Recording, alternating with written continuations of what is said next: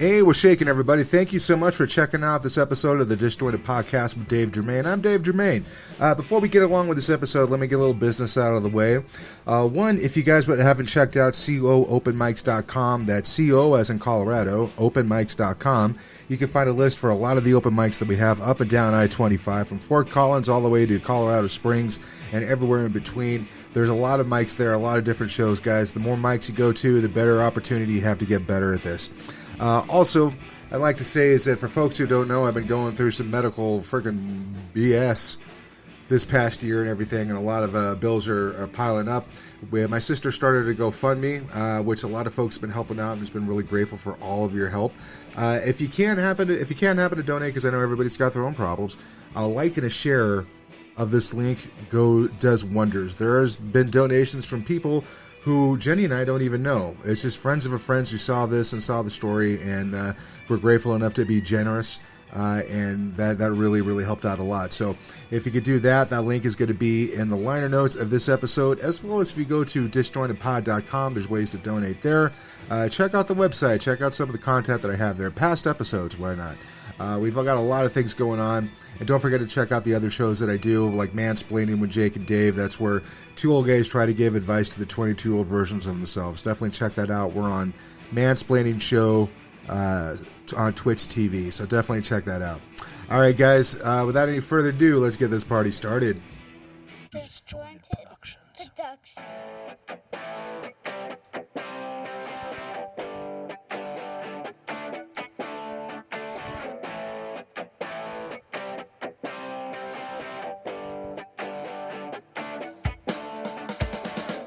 Hey, what is shaking, party people? How's it going? This is a fucking great Monday that I actually have a guest in the studio. This is the first guest that's actually been in the studio for over a year.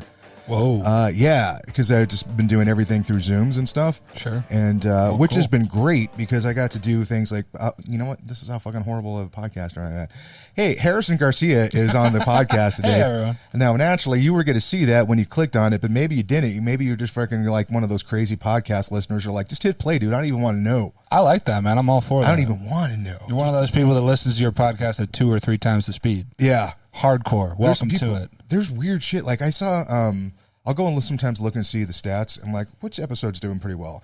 It's usually going to be the BBW porn star Melanie Anton that's going to be doing the best, because that makes sense. Guys search for her all over the world. Right? I'm going to be honest. Here's a hack I learned with my podcast. As long as you just put certain keywords in there, you're going to get more listens. All right. So I think what you should do is just say Harrison Garcia, BBW, porn star. That way we get massive reviews. I'm fine with that. I'm okay sure. with that. They're only going to listen for 3 seconds anyways. That's enough for me to get revenue. Yeah, that's fine. all right. Yeah, that's it. Yeah, whatever the minimum we need to do is, exactly. And then we can get into it after that. I did start finding, like, there were certain things, like I'd start putting in tags, like with the Mansplaining podcast. Because first of all, like, I really, really enjoy the idea and the concept, but holy shit, did I pick a bad name for that? And I knew that going in. Sure. But it's kind of like, it's not even that long of a walk where I'm like, listen, it's geared towards guys who don't want to listen to guys talk about self-help. Right. So we sound like blue collar fucking average guys, but we're going to talk about men's fucking emotional issues, but we're not doing it in an intellectual way. What is the drop-off rate on that one? Oh, I don't know. I'm about to see if somebody listens first. I was going to say, man, you call anything like mansplain or anything like that, like, you're going to get a certain kind of crowd. No, that's the kind that I want, though. Oh, you specifically? Yeah, because... Like, okay, so my friend Monica, who is like, we dated for like 2 months. It took me 3 years to get over. This is back when I was like 20 years old, right? Okay. New York City. And she's like this fucking super intellectual person stuff. And we're still good friends today, which I don't deserve it, but I'm happy that she's still in my life. Okay. Because I did not make it easier for her to be friends with me. Right. I was a fucking psycho dude. I was. With that guy? Yeah. I was that dude. I was a guy that's like, I'm going to wait in the rain across the street till my girlfriend gets out. And I've got, because I'm pretty sure she's cheating on me, and I've got my fucking skirmish with me, and I want to beat the shit out of him in front of him. Yeah. And then I remember, like, what the fuck am I doing? Right. Like, this is premeditated assault, what I'm thinking about right now. So I'm like, I'm just going to go home. And I didn't know how to freaking navigate any of that stuff. My dad died when I was 12. There's no, like, the way men handle emotional issues and the way that women handle emotional issues. And I'm not saying one's better or worse, but the thing is if you're a guy and you need to learn it from another guy and that guy's not there, yeah, you're not going to get it. He's not going to get it. Yeah. So I'm listening to these podcast episodes that she's sending me, and what these conversations these guys are talking about, highly intellectual but fucking on point, and it's beautiful. But they're like sensitive ponytail guys, and I know the fucking morons that I grew up around, including myself, would not listen to a guy like that. But they need to hear that message. Sure. So it's kind of like I got to throw it through a bro filter. Yeah. In a way, the Rogan filter. Yeah, pretty much. Dude, fucking, I learned more about fucking science, computer technology, and all this other fucking shit that I didn't want to, about history and all these other things. Yeah. That I actually have an actual interest for. And it was really weird because, like, I met Rogan once way before he was Rogan. Mm. Like, he had done news radio and he was still doing, like, stand-up, but this was, like, maybe around the time that he got banned from the Comedy Store. Pre-Fear Factor or what? No, still Fear Factor, but I was a big fan of news radio. Yeah, sure. I love that show, and I loved his character on it because he's, like, this bro-y guy, but he's also got this fucking nerdy edge to him. I never really watched news radio that much. I mean, I've seen a few episodes. That's the Sorkin one, right? That's like the first Sorkin one? I'm not sure. Yeah, okay. Paul Sims, I think, was the guy in it, but Dave Foley was in it. I think I'm thinking of a different one, but yeah. And, like, there was this one episode where, like, they're playing this card game, and they're in a different... they're trying to cheat because they have a hidden camera and a Boba Fett doll, right? And it's supposed to be, like, Dave Foley's his good luck thing. And then his girlfriend's downstairs in the other hotel room where Rogan has, like, a VR set. And he's just, like, sitting there like this. He's like... Dude, he's like, where did you get the parts for the camera? He's like, I made them. Where did you get the parts for the transistor? I made them. Yeah. And like, so why do you use Boba Fett? Because he's badass, you know? And they're just, he was this big fucking sci-fi nerd on that show, but he was also like. So he hasn't changed then, kind of on brand. Well, been on brand the whole time. That one is weird. Like I was listening to him and Nate Bargatze today, and he's like, I have the fucking craziest, luckiest run in all of Hollywood. Yeah, probably. Because he's like, I only auditioned for 2 shows, and I got both of them. Yep. And then after that, they offered him Fear Factory with a boatload of money. Sure. He was doing podcasting for fun before, and then suddenly he just started to pick up steam, and now it is where it is. Well, I remember like he had one of the first specials on Netflix, like before anyone did. Which wasn't, I've seen it, I think, was that the one in the... I don't know. He's got a backwards hat on, and he's talking about Fear Factor, you know. And I remember that one being pretty funny. You know, it's... I actually remember not liking that one. Interesting. I didn't like those last 2. I thought were really great, just because now I can appreciate like the setup and the way that it'll hide a punchline. Mm-hmm. Before, I think there was a big turn after he did Rocky Mountain High here at Comedy Works, right? And maybe I'm biased because I'm like, I know that's because you were there. Yeah, I was fucking there, bro. Because you saw it, man. Yeah, I didn't actually. I've yet to go see him, but I've never seen him. No. But either way, so I'm working at Fuddruckers, right? Mm-hmm. This is he's there with 2 other people. I have no idea what was going on. Not like listening back. He'll tell stories about that time he said it was fucking rough because he would have to bring 2 features if he brought Joey Diaz, because sometimes he just wouldn't show up to a show and just fucking take off.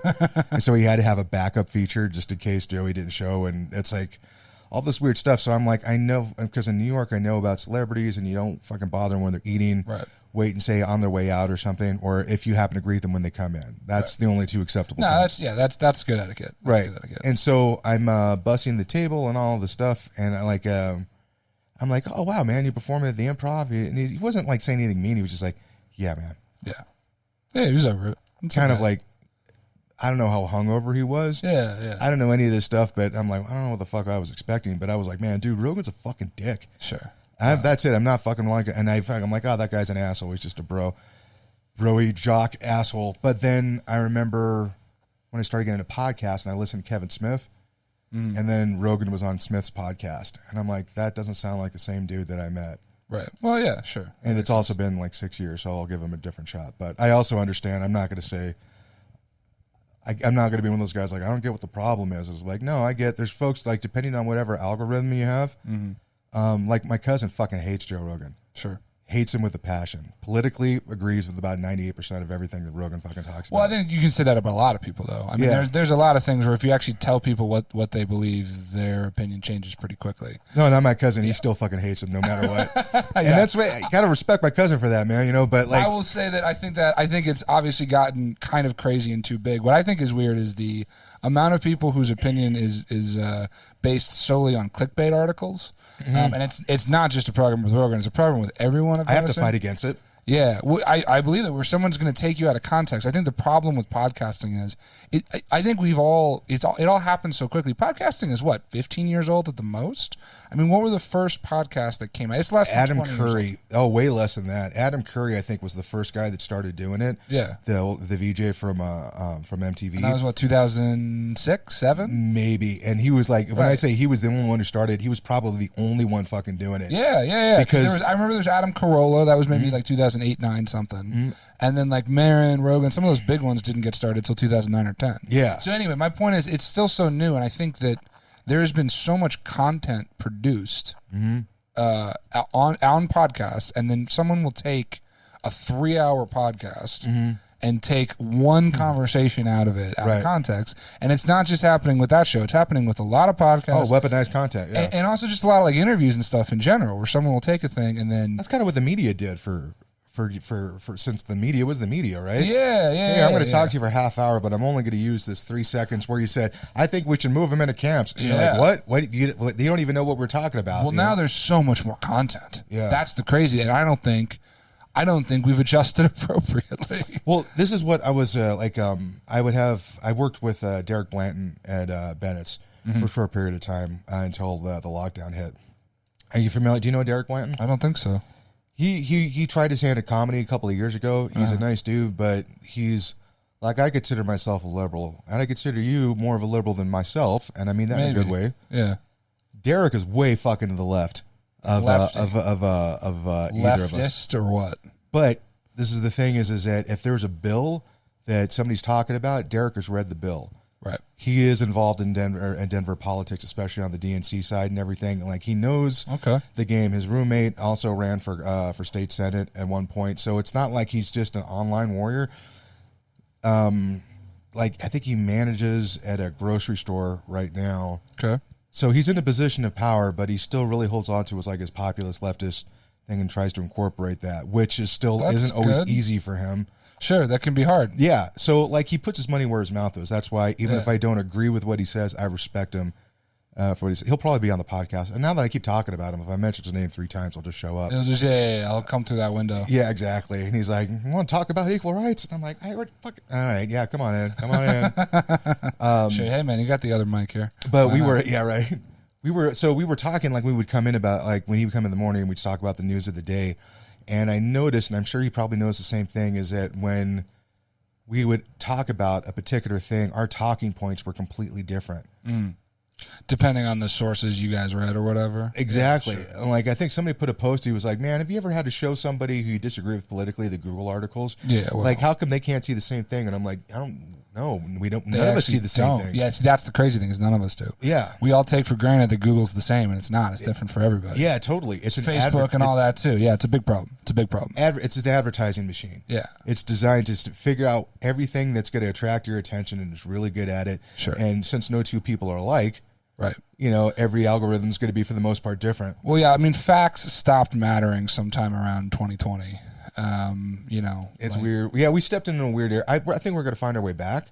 Yeah, maybe. I mean, I think, obviously, like, people peg it to Trump, and that's fun. I meant to say 2016. Oh, dude, he was gasoline for fucking sure. Yeah, for sure. I mean, but there were plenty of cracks in the armor certainly before that. And I think that the problem is in the land. A lot of it is social media. And it's just the amount that you can cherry pick your information now. Because that's exactly what you're talking about. Is, you got different articles and you have different articles. And that's fine, but no one can agree what actually happened anymore. That's the crazy thing. Right? Yeah. Unless we're both there. Yeah, anything that happens now can be spun in crazy ways. It hasn't really worked that very much on stage because I don't think it's that funny, but it's like, I feel the same way about politics that I do about Marvel movies, which is that, like, I really cared like 5 or 6 years ago, and now I'm just exhausted. You're getting to that point. You're starting to become a Gen Xer, which is awesome. Maybe that cynical fucking view of everything. Getting old, man. I don't know. Okay, you know what did it for lately, me? I'm just like, this is all bullshit. Yeah. It all just feels like bullshit. The thing that I remember being so fucking happy that I was crying when Obama got elected. Yeah, I couldn't believe it because I've been living in Arizona with fucking right-wing conservative, you don't like it, get the fuck out. In Arizona? Yeah. How long did you live in Arizona for? Oh, man, 15 years. Oh, okay, yeah. So I remember, like, the first management job I got, everybody talked to me like I was a moron. Why? Because I was fucking Mr. Liberal, sensitive guy. Yeah, all the other guys are conservative, and they all listen to Rush Limbaugh. Right. Which... And not doing that makes you weak. right? And then like, fuck you. Yeah. You know what? You're just a fucking. You don't only care about this country, all this other shit. And granted, I didn't grow into who I was then because like my views changed when it came to like labor and a lot of other things because I started to learn more about the business. Right. And we're like, oh, why can't we always be nice to everybody? Well, this is the reason why. Because sometimes somebody's going to take advantage of you, and you got to do it protecting. It's tough. All this other weird shit. But so I was so excited when Obama got elected. I'm like, great dude, he's going to fix everything. And I'm like, no, actually, there's some cool things that he did. Sure. There were a lot of shitty things he did, and there's a bunch of promises that didn't get fucking. Yeah, but that's any time. Well, the thing is, that's how our system was designed. Actually, well, that's true. But I honestly believed that he was going to fix all that because he was different. He was different from every other president before that. This guy is our guy, and I was just really, really into. I was really into politics back then, so I was like full on board. Give me the fucking pennant.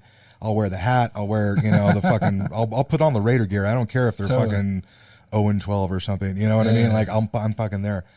And so when I was so disappointed after 8 years that I'm like, he's not going to do anything for student loans. He's not going to nothing. do any.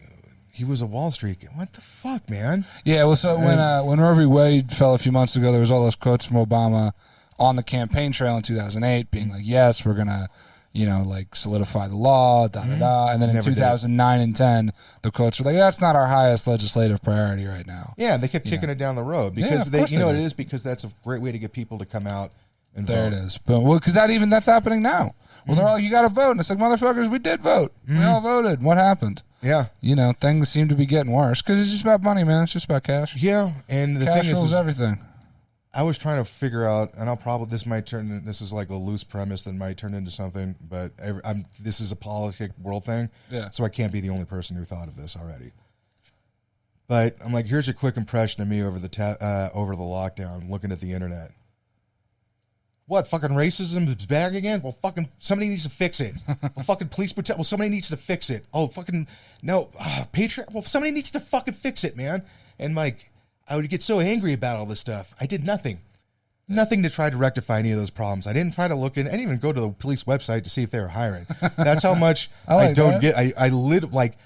If you ask me, I care very deeply. If you look at the actions that I took, I honestly don't give a shit, and that's not good, right? Like, that's it's a good premise. You could go a little deeper though, because I have heard like variations on that kind of thing. Right? Yeah, like Maron on I think it was his last special. Mark Maron had a thing pretty close to up top where he was like, "Yeah, guys, so we fixed it, right? We did it. We all brought our canvas bags to the grocery store, and that fixed global warming, right? I think I saw it. Yeah. And and I've heard other. I think that's a good premise, but I think you could go. I like the idea of like, I didn't even see if the police were hiring. Yeah, but even that, Stanhope had a great bit on. It's the same special where he talks about killing his mom.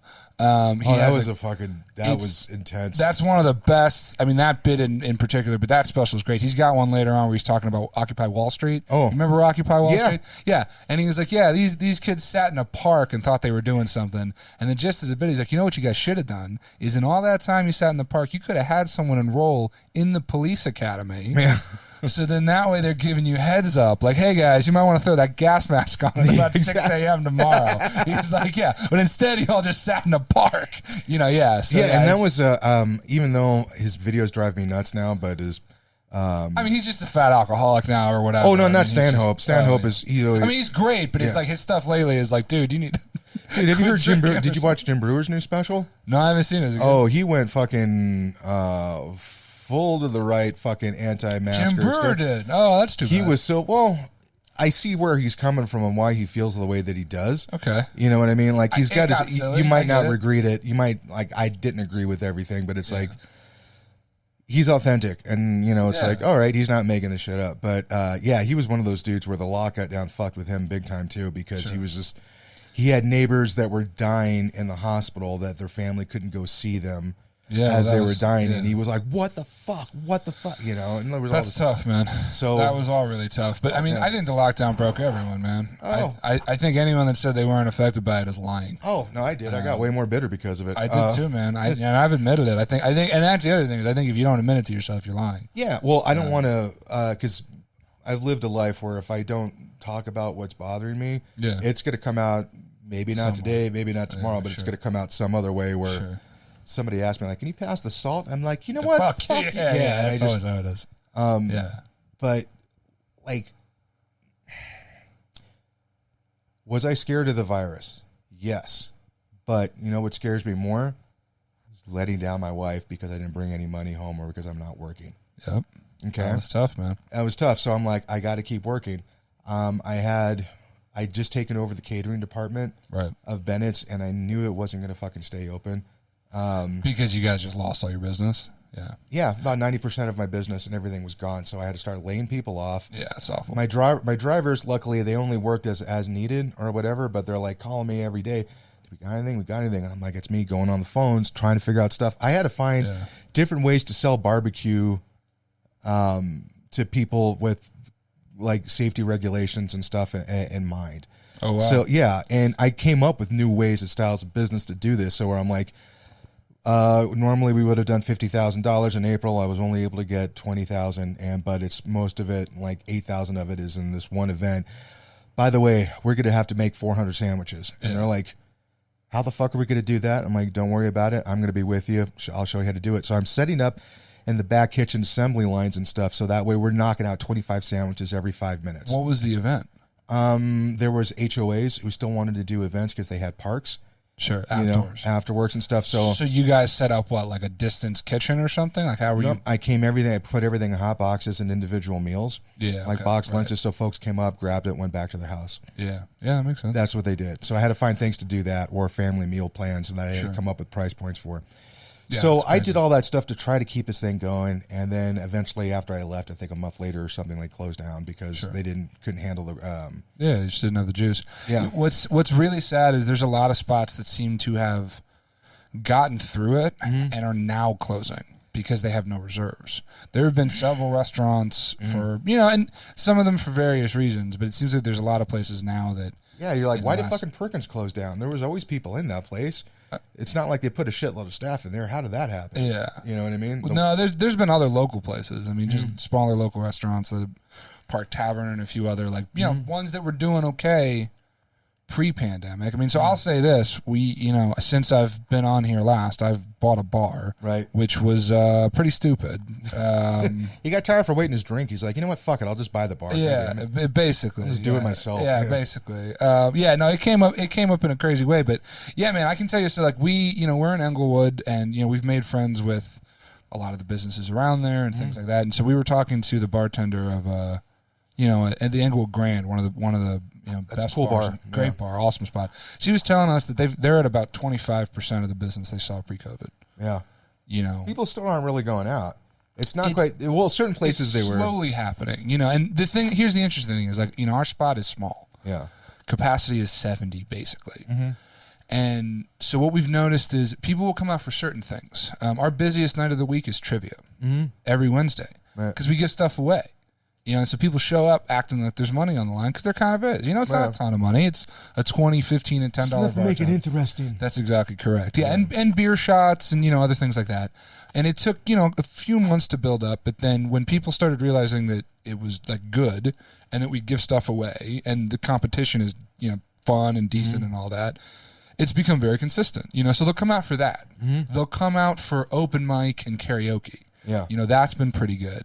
But then thank God for the musicians, by the way. I'll tell you. Hey, man. So, yeah, we were talking to this at the mic, and we promised to save it for this, but I'm never, ever going back to doing just one or the other open mic. We run our mic, because I'll be honest, when we started, I was hesitant about doing an open mic. I remember you said that you didn't even want to do an open mic. Well, because, man, open mics suck. Yeah, I know. They suck, and they're kind of supposed to suck. When you're a comic coming up, they're not, like, they're supposed to be the way you figure your stuff out, right? Well, it's their karaoke now. It's in some ways it is. Yes. Well, because I think especially there are a lot of people. There are so many new guys. If you go to, like, Irish Rover tonight on a Monday, you're going to see 65 comics, and you're only going to know 10 of them. Right. Maybe I'll know 15 or 20 because a few have been coming down to my spot, but. Right. A lot of open micers, a lot of, and it's a lot of it is the same, just borderline hate speech, edgelord bullshit, But so that's why comedy open mics suck. I was going to say, I'm sorry, finish your point. No, it's fine. No, yeah. I think it's weird is that we're tuned to different frequencies. Yeah. Because I haven't been to the Irish Rover and stuff, but I've been, obviously, when somebody, because the first year or two, I didn't know what the difference was between being provocative and being entertaining. That's all I'm funny. saying. Yeah, I'm not saying all open micers are like that. No, and there's some dudes that fucking guys. try to lean into it and they want to be Joey Diaz. I'm like, dude, Yeah. Joey Diaz took 20 years before he figured out who he was. Right. Well, and Joey Diaz is admitted on many things. You can hear him talk that for the first, however many years of stand-up, it was brutal. Yeah. And you see a lot of guys where that's the deal, where you can kind of see, okay, if you work on it and actually get an original angle. I think too many people, you're right, just think that, being provocative, whatever that means, whether that's sexually or political or just saying the F word a lot or whatever word you want to say. Or my favorite is I'm a white kid from the suburbs. I'm going to drop the N word, but do it in an intellectual way. And I'm like, no. I've heard it done cleverly, very well, but it doesn't matter. Even then, you're just like, what are we doing here? So why did you do that? Yes, and then it's the opposite thing or not the opposite, but it's the same thing for music open mics. So many music open mics tend to be the same people doing the same covers. And that just gets to be a slog. And so, at first we weren't going to do a mic. And then as we were kind of developing the schedule the first couple months, Fridays seemed like they were, especially when we opened, because we opened in the winter, which is the worst time to open a bar. Wu-Tang, let's do this. Open in the winter. Not only that, but we opened November 1st. And then 3 weeks later, they dropped the Omicron mask mandate in Denver. Which really, that was, we were like, oh, man. And then that didn't let up until, I think, January. Wow. And then January is the worst month for a bar anyway. Yeah, no, January from January to March is bad. Yeah, so that was rough. But it started picking up around February. And because I started doing consistently the open mic every Friday and then making it a mixed mic. Yeah. And specifically, I say musicians, comics, and anyone else. Yeah. And so this past Friday, we had a hypnotist guy. Oh, yeah. He was handing out fucking flyers for his show that was coming up. I'm like, fucking way to hustle. Yeah, man, I'm cool with that. He was cool. No, he was all good. And then what we started doing not long after the open mic is we do karaoke now right after the open mic. And that works out really well. I think it's a good combo because people come to do karaoke and then end up, watching the open mic a little bit and then vice versa. People come for the mic and go, yeah, I'll sing one. Yeah. I'll have another drink. And that's the whole point for us, just getting people there. Yeah. So those are all good, but my whole general point is that we've been doing live music booked on Saturdays, and that's been tough. I think part of it is the neighborhood that we're in is very much a neighborhood. Yeah. And so if people go out Friday, maybe now they would also go out Saturday, but maybe post shutdown, the behaviors seem to have changed, or maybe they're not going to go out as much. Now, certainly, downtown Denver is a different story, but that's not where we're at. We're kind of in the suburbs, and so.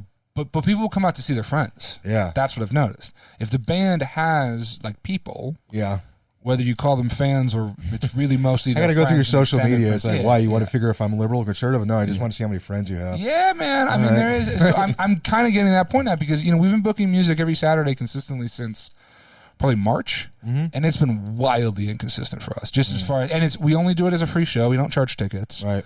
The only thing we really charge for is comedy, and the only reason I charge for comedy on Thursday nights is so people shut the fuck up, like the audience. Because if you do a free show, it's not worth anything. It's not worth anything. Yeah. And so they're just going to talk, and they're not going to give a shit. Yeah. But if you say, hey, if you're hanging out, you got to pay $5, and you're going to shut the hell up and listen. They're more apt to do that if they've bought in. And also, they know the way you always did really smart booking, and I think a lot of people don't give enough credit to the booker putting together a solid lineup. Yeah, of people that can handle themselves. Yeah, and so I was really glad I did the mic on last Friday because I had been on a run of having really, really good sets, and I knew there was going to be a set where I just fucking hey man, that's how it goes. Not shit the bed, but I didn't do nearly as well as I wanted to. You did all right. It was okay. It's a mic, man. It's a mic, right? So it was good. I'm like, oh, cool. I am mortal. Nice. Yeah, all right. exactly. So, no, that's good, man. You need that. Yeah, no, totally. And that's the thing with the mic. Is we do it on Friday night, and what I usually say up top as the host is, hey, everyone, look, I know we're having a fun time on a Friday. We're hanging out. I don't expect you to shut up entirely. Just please don't yell over the people with the microphone. Yeah, exactly. And that's all I ask. And as long as we can do that, it generally works out okay. And we'd say, listen, we got a lot of room in the front patio and the back patio. Yeah, so that's the other thing. So maybe if you really want to talk, don't sit right next to the stage. Go outside. Yeah. Or go outside. Or go on the back at the very least. Exactly. And so I tried it, and so that's the thing is I learned that, years hosting in a brewery. Some of my first shows were all in breweries, and when you're doing free shows and it's essentially like drive-by comedy, what I've learned, and this is, people told me this up front, and of course the first 6 months, year that I was hosting, I just would yell. I would just scream. And that doesn't work at all, because then it's just a guy with a microphone screaming. So what I learned is you just have to level with people. Like, listen, this is what we're doing. What are you doing? Right.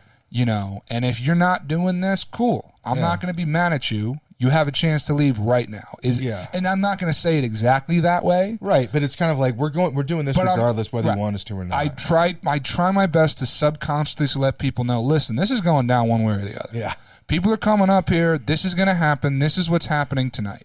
Right. If you don't want this to happen to you, and that's the beautiful thing about the spot I'm at, is we got the patio. Yeah. Certainly when the weather turns, that's not going to be good, but majority of the year, I can say, hey, patio. Yeah. I got a patio for you. It's real nice. Or honestly, just go to a different bar. Obviously as the owner, I don't want to say that. Right. But I want, ultimately, yes, am I here to get to make money? Of course I am. Yes. But I make money by making sure people, If I wanted to make money, I would have gotten into a different business, right, than buying a small venue and bar. Right. If I really wanted to make money, but ultimately, you want people to have a good time, and when they leave, they're like, that was a great place because you want them to come back. And that is slowly but surely happening. Especially, I feel like in the last couple of weeks, I feel like we've hit a point where people are starting to get it. I'm getting regulars for comedy, which is nice. I see a lot of the same people, which. For me as the host, I have to kind of try to write new jokes all the time. Yeah. What I've started doing is sort of like buckets of things. Yeah. So like every time you see me host on a Thursday or Friday, chances are I'm going to do some kind of material where I'm going to stereotype you based on what you're going to drink. Right. And what's great about that is I try to change it all the time. Right. So at first it started with IPAs. Yeah. And then from there, I keep just plugging in, all right, what is this drink stereotype, and can I riff off of that? Exactly. And so I try to change that up a little bit. I think my short time working in Old Chicago. Oh, yeah. Because, your Old Chicago had how many beer taps? Oh, dude, Quite a 200? few. Yeah, a lot. Yeah. Old Chicago's real deep, man. I mean, people want to talk shit, but that's one of those. There's a small group of places like that that they have an all right beer selection, man. Chili's is on Untapped. Yeah. So Untapped is the craft beer app, right? Like, we're on it. We pay to be on it. It's worth it. Okay. And because people can check in beers they have at our spot. And that's good marketing for us. And then that's how we have the digital sign.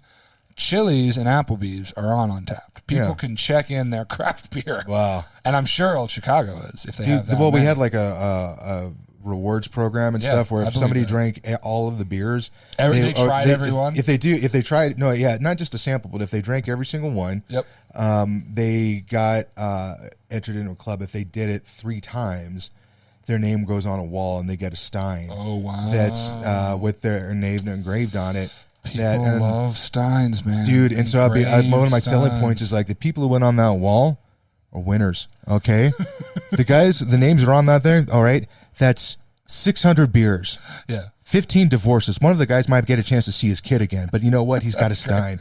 And they're like, that's great, man. All right, That's fair awesome. enough. Because like obviously the guys, they were really serious about it. But they, dude, some of those craft beer folks they take their shit seriously. But there's a certain type of, like, I don't consider, there's the meathead bro, and that's the one that's the most obvious, right? The guy, the jock and everything. Yes. But what I don't think that a lot of guys want to admit that there's intellectual bros, there's artistic bros. Sure. There's a lot of guys that act exactly as baggy as the as the jocks do, but they do it in a different way in their environment.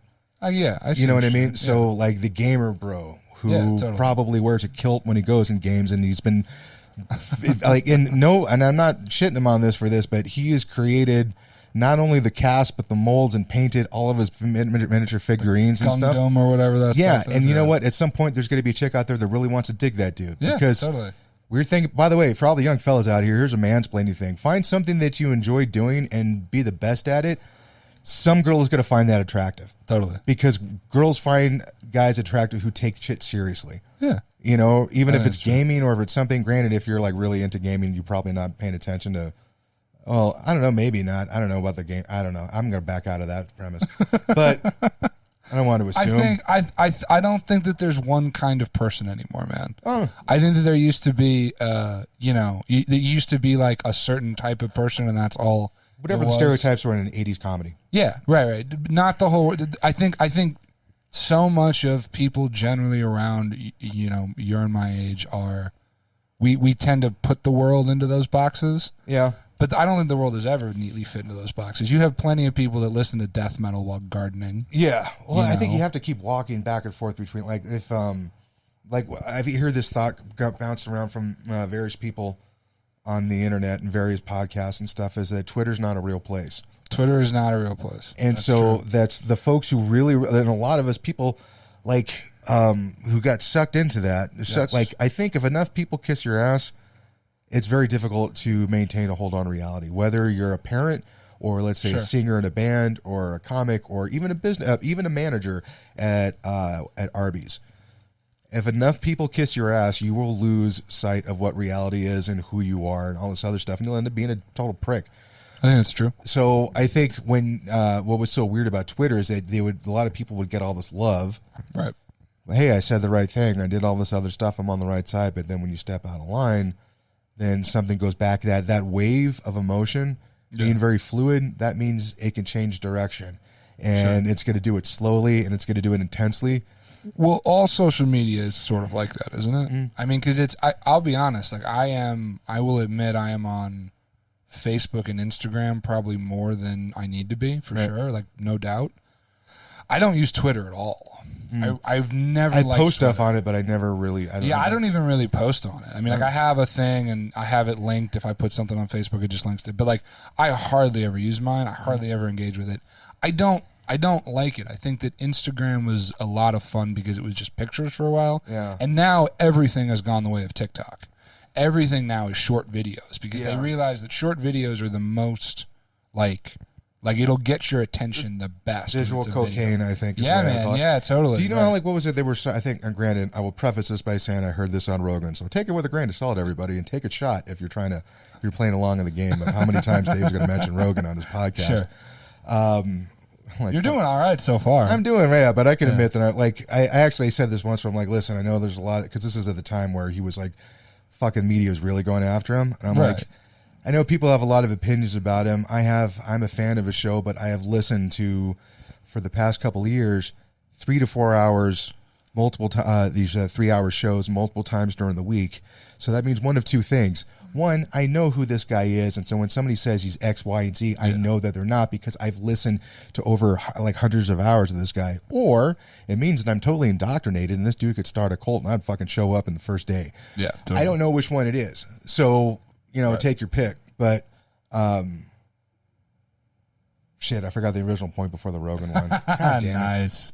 You said you heard podcasting. On there. Yeah, nice. No, what were we talking about? We were talking, like, Twitter wasn't a real place. Twitter's not a real place. Yeah, and you were talking about... videos. Oh, yeah, so the way that they use TikTok, that's what it was. Yeah. So do you know, like, the difference between how TikTok is, the algorithm is for kids in China versus it is for kids in the West? It's one's in Mandarin and one's in English. No, I wish that was the only one. The ones, and granted, I'm not in China, so this is what I heard. So fucking, like I said, take it with a grain of salt. When the kids get on it in China, one, they limited the amount of internet they can have and all this other stuff. But all that stuff, the algorithm is geared towards their interest, whether it's in mathematics and science and stuff. It's not the silly, stupid stuff. There's a little tiny bit of that, but that gets really reduced. Mostly it's geared towards, I want you to focus on this, focus on studying, focus on education. Is that is state mandated? I believe it is. Interesting. Because China can do that because they run their country differently. So, and granted, and also, by the way, I'm not thinking this is grand conspiracy. Hey, if I'm in the business of making money, and if I go to the West, I'm like, hey, do I have to focus on education, or can I have just people eating shit? Yeah, they're like, no, fuck no. Yeah, you can do it. Fucking having just hot girls eating buckets of shit. All right, let's do it. That's your algorithm? You're in the hot girl eating buckets of shit algorithm? That's what I'm thinking. If I was running TikTok, I would be making everybody watch Do you have TikTok? Are you on TikTok? Nope. Yeah, okay. So I've tried every other app, but apparently all gets co-opted by the fucking Nazis at some point. So I'm like, God damn it. No, it does. It does for sure. Well, no, but it also, here's the wild thing about TikTok. I resisted it for a long time, and then I got COVID. And I said, okay, I resisted COVID for about as long as I resisted TikTok. And so I got one, and within a week, I was like, well, fuck it, nothing matters anymore. And so I got a TikTok. And to be perfectly honest with you, I got a TikTok because I saw a lot of other comics who generally probably didn't need one, getting it and using it for content. Right. What I like it for, so I started a page and I started posting, because at the bar, I'm getting up a couple times a week. And so especially what I'll do is I'll try to do something at the open mic, and then on that next Thursday, just throw a camera up. And what I love about TikTok and Instagram now is, like, because everything is now geared toward videos, if I'm going to do a topical joke of any kind, I'm going to just put it up on TikTok, because I'm not going to do that joke again a couple months from now. Right. Like, anything topical at all, you might as well just throw it on TikTok, because if it's a good joke, like, so I did right when the Avs won the Stanley Cup, I literally just did a thing, and I had a camera up, and I just took, it was like a 30-second clip where I was like, yeah, it's great the Avs won, but don't tell me the Landeskog doesn't sound like a new variant, all right? Anyone who went to those games.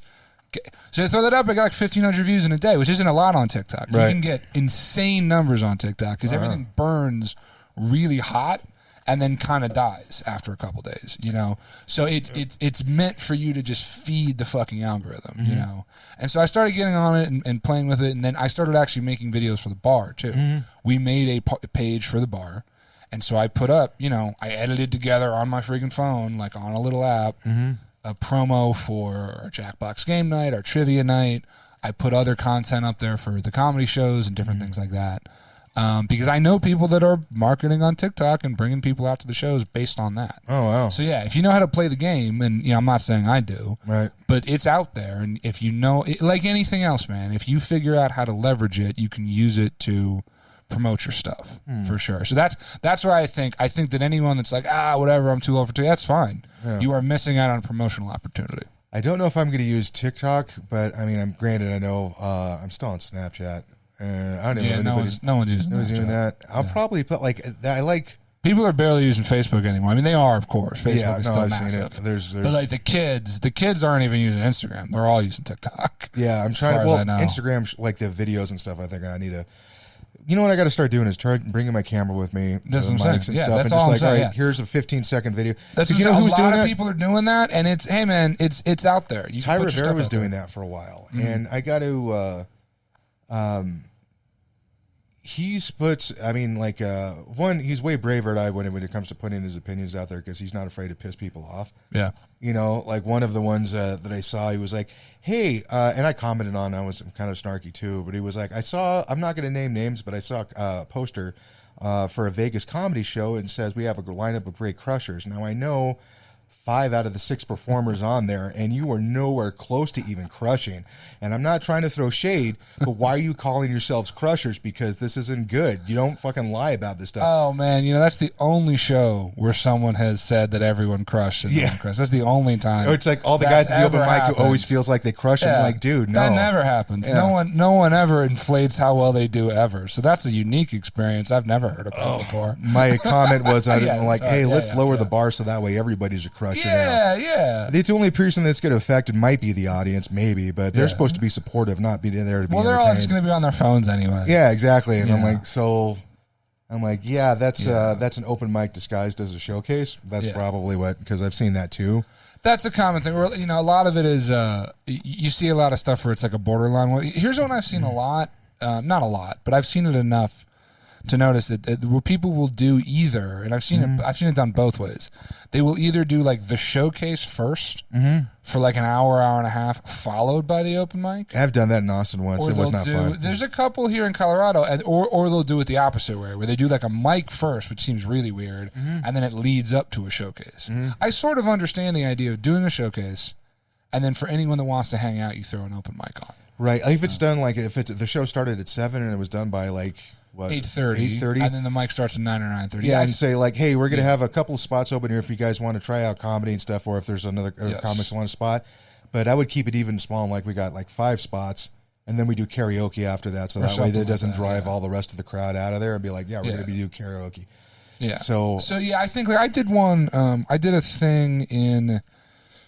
It wasn't really Kansas City. It was outside of Kansas City. This was fall of 2019. I went on a short run to the Midwest, which was great. It ended up being a really good trip. But we did a show. It was me and Ed Bell. We opened for a guy, at an improv theater in like the suburbs of Kansas City. Oh, how was that? It was cool, man. I mean, the crowd, and it was exactly what we're talking about. It was a Friday night. Our show was at 8. You know, we both basically did like features. I think we each did 15 or 20. And then this guy did 45 or whatever. And it was mostly his people. He was an older guy. He was kind of getting back into it kind of thing, you know. But they had a decent crowd. It was this, interesting little theater. It reminded me kind of like, sort of like the way Voodoo used to be. Where it's just an improv theater, but they also do stand-up. And then what they did was, it was exactly what we're talking about. The show was over at about 9:30 or something.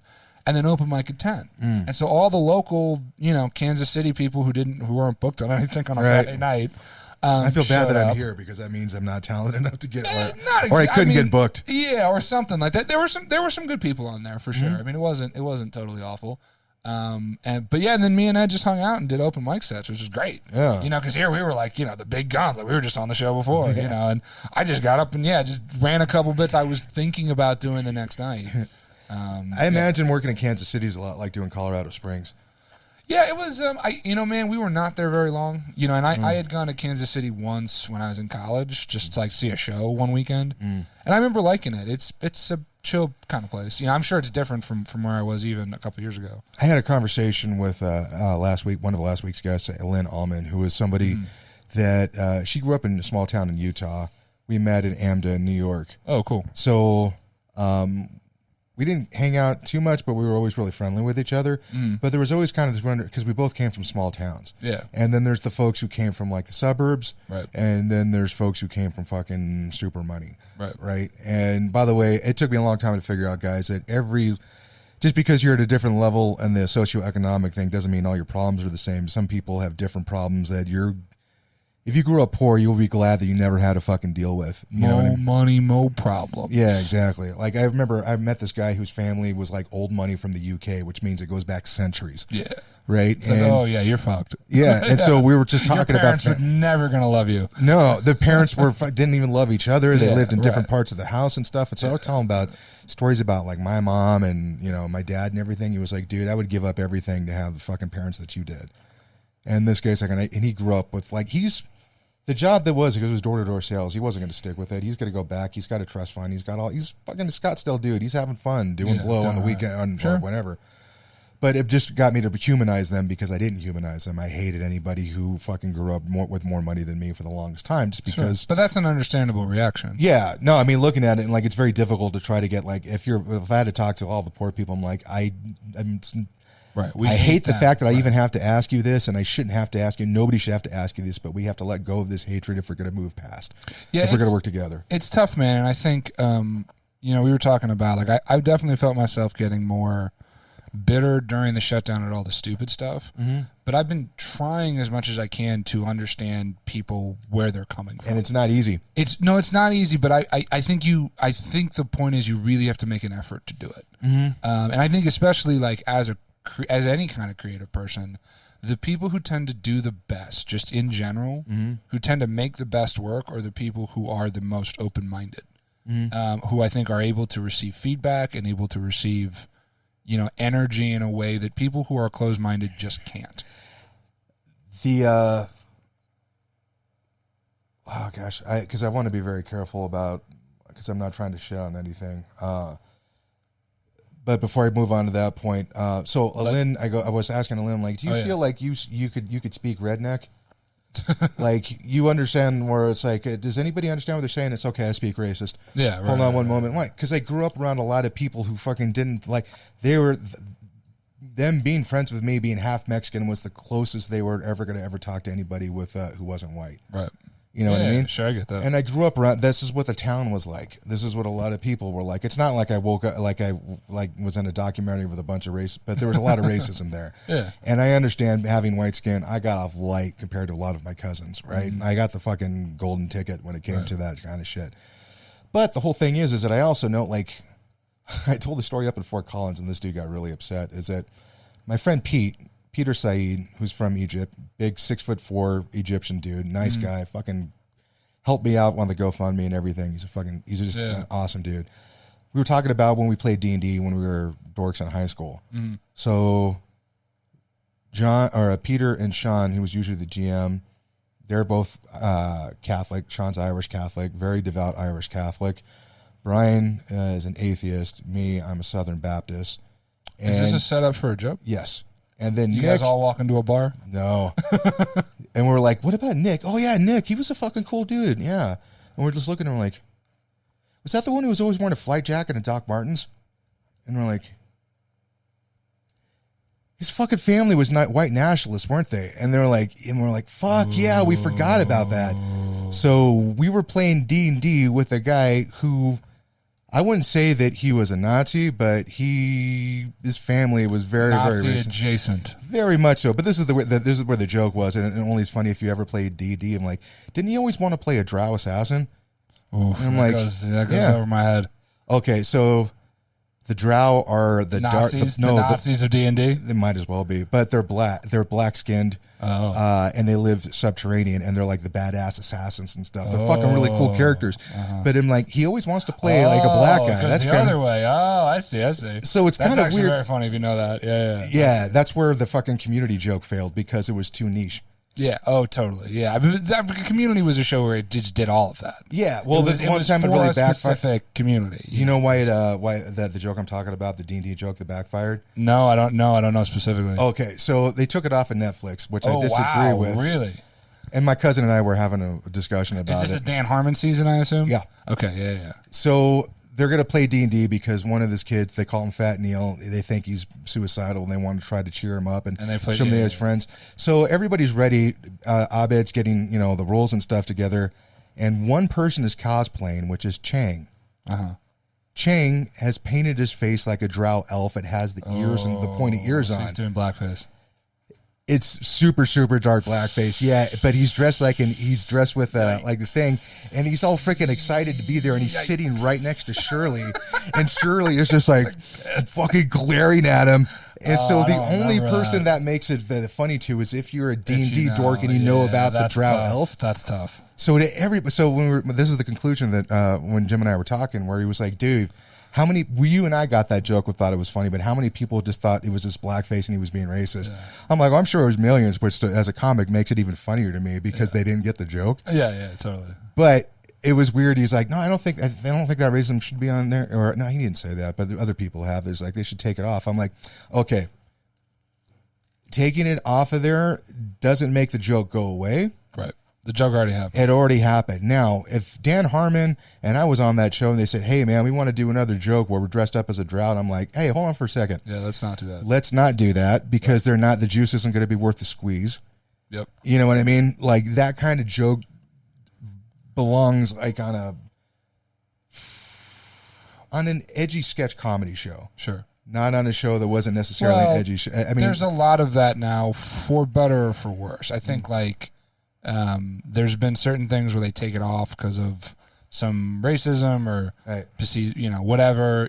But what I've noticed is now you've got stuff on Disney where they'll put like a disclaimer up, right? Mm-hmm. Oh, the Punisher, we put it on in Deadpool. By the way, there's some violent shit here now. Yeah. Hey, by the way. By the way, if you watch some of our old Disney movies, you're going to find some stuff that's very racially insensitive. Yeah, because it was a different time. You know? But like Dumbo's still good. That last scene is pretty racist, but okay, put it up and show it to people and let them do what they want to do. Look at it as history. This is how people. I think thought that's the point. Then. Is it should be history. But there's a thing where folks think that, like, I know their heart's in the right place, right? But sometimes people, I think, are more into being a good guy than doing the right thing. There's a lot of that online. Performative. It's performative. And it's weird. So I'm like, as a comedian, I'm like, how do I get through that bullshit? How do I make sure that I'm not doing the same shit? And if I am, I'll fucking make a joke about it, whatever. But I think there were some folks who are like, hey, if we take down all this stuff, then it goes away. We won. I'm like, no, that battle and that horrible shit already happened. Shit happened in the past. Right. There's nothing we can do with that except for understand and learn and grow from it. Right. I think what we've learned a lot the last couple of years is you can think that you've cured a certain thing, and then it still finds a way. It's still out there. You still got pockets. There was a thing of I've made a joke. Well, it's Hamill's joke, and but I'll say it because he's not doing stand up right now. He was like, it's weird. Like, growing up, my generation was all about prejudice, which was a weird kind of a workaround where it's like, dude, you can't judge somebody based on the color of skin, but only on the content of the character. And he's like, well, what if I just happen to really hate black guys? Like, is it because of the color of skin, or did you actually get to know him? He's like, hold on, I'll be right back. Oh, yeah, I spent the last 6 months getting to know these guys, and I still hate them. I'm like, well, okay, well, at least if you've done the work, I guess. It was like a weird workaround and stuff. So Hamill's thing was, like, it was almost like we had learned, like we were playing a racial game of Jumanji. And we felt like we got to the very end of it, and the fucking new generation went, boom, reset, one more time, let's do it. You're like, you fucking erase the difficulty. Now there's microaggressions in here. Yeah. Now we got to fucking deal with that. Well, the standards change every generation. I think we've learned that for sure. There was somebody who said is that it's up to every generation to keep relearning these things. Yeah. Which I think is it's weird. And the fight for history, which teaching history to kids has always been an invaluable tool to any nation. Right. Because if you control the history, you can control the narrative and how they feel about the country. Yes, how hard they're going to fight for it. States that are trying to ban the teaching of history. Right. So. But I'm also, like, how do I put this? I did have a bit where I'm like, I think everybody should learn all the good and bad things about whatever their history was. Because generally history in any country is, this is why we're awesome and everybody else sucks. Yeah, totally. All right? Right. And it's kind of like, do you know how racist this country used to be? I'm like, do you know how racist every country used to be about 100 years ago? Oh, yeah. Because you know what? You know how racist our country is right now? It's like, do you know how if you're trying to muster an army and you're fighting war and stuff, how useful racism is? Yeah. And it's fucking horrible. But if you want to, I got to try to convince this peace-loving dude right here who's got a family that I need him to take this gun and a bayonet and run it into that guy. Yeah, I can't see that happening now, man. Like you think, I think like everyone is so comfortable. I never made this work on stage, and I don't think I ever will, but it's like, the idea for me is like, we used to we're not, like no one's doing an open mic in Afghanistan right now. Well, not anymore. Right. There was that one guy, but they fucking took care of that dude. Yeah, right, exactly. Like, I don't think anyone's like, and I'm sure they are somewhere, but like, I can't imagine that there are large parts of Ukraine where they're worrying, which bars are open or not. You know what I mean? And so my point is like, if we really want a revolution to happen in this country, you and I ain't hanging out podcasting. Yeah. Like when it goes down, we're not going to be just kicking it on a Monday night recording a podcast, and if we are, it's going to be like radical revolutionary shit where you and I are both going to have guns, you know what I mean? I would be the radical fucking guy in the middle who gets taken out first, I think is what I would be. All right, I like that. When I played D&D, I was either chaotic, I was always chaotic neutral, which they always argue isn't an alignment, but I say that it is. But it's basically I want to have no responsibilities and do whatever. You just want to fuck up everything. Yeah, exactly. That was my thing with D&D. We may have talked about this before. I played D&D exactly once with some guys I liked who were straight up nerds, but they were cool. And I'm like, all right, let me see what's up with this. And I gave it a shot.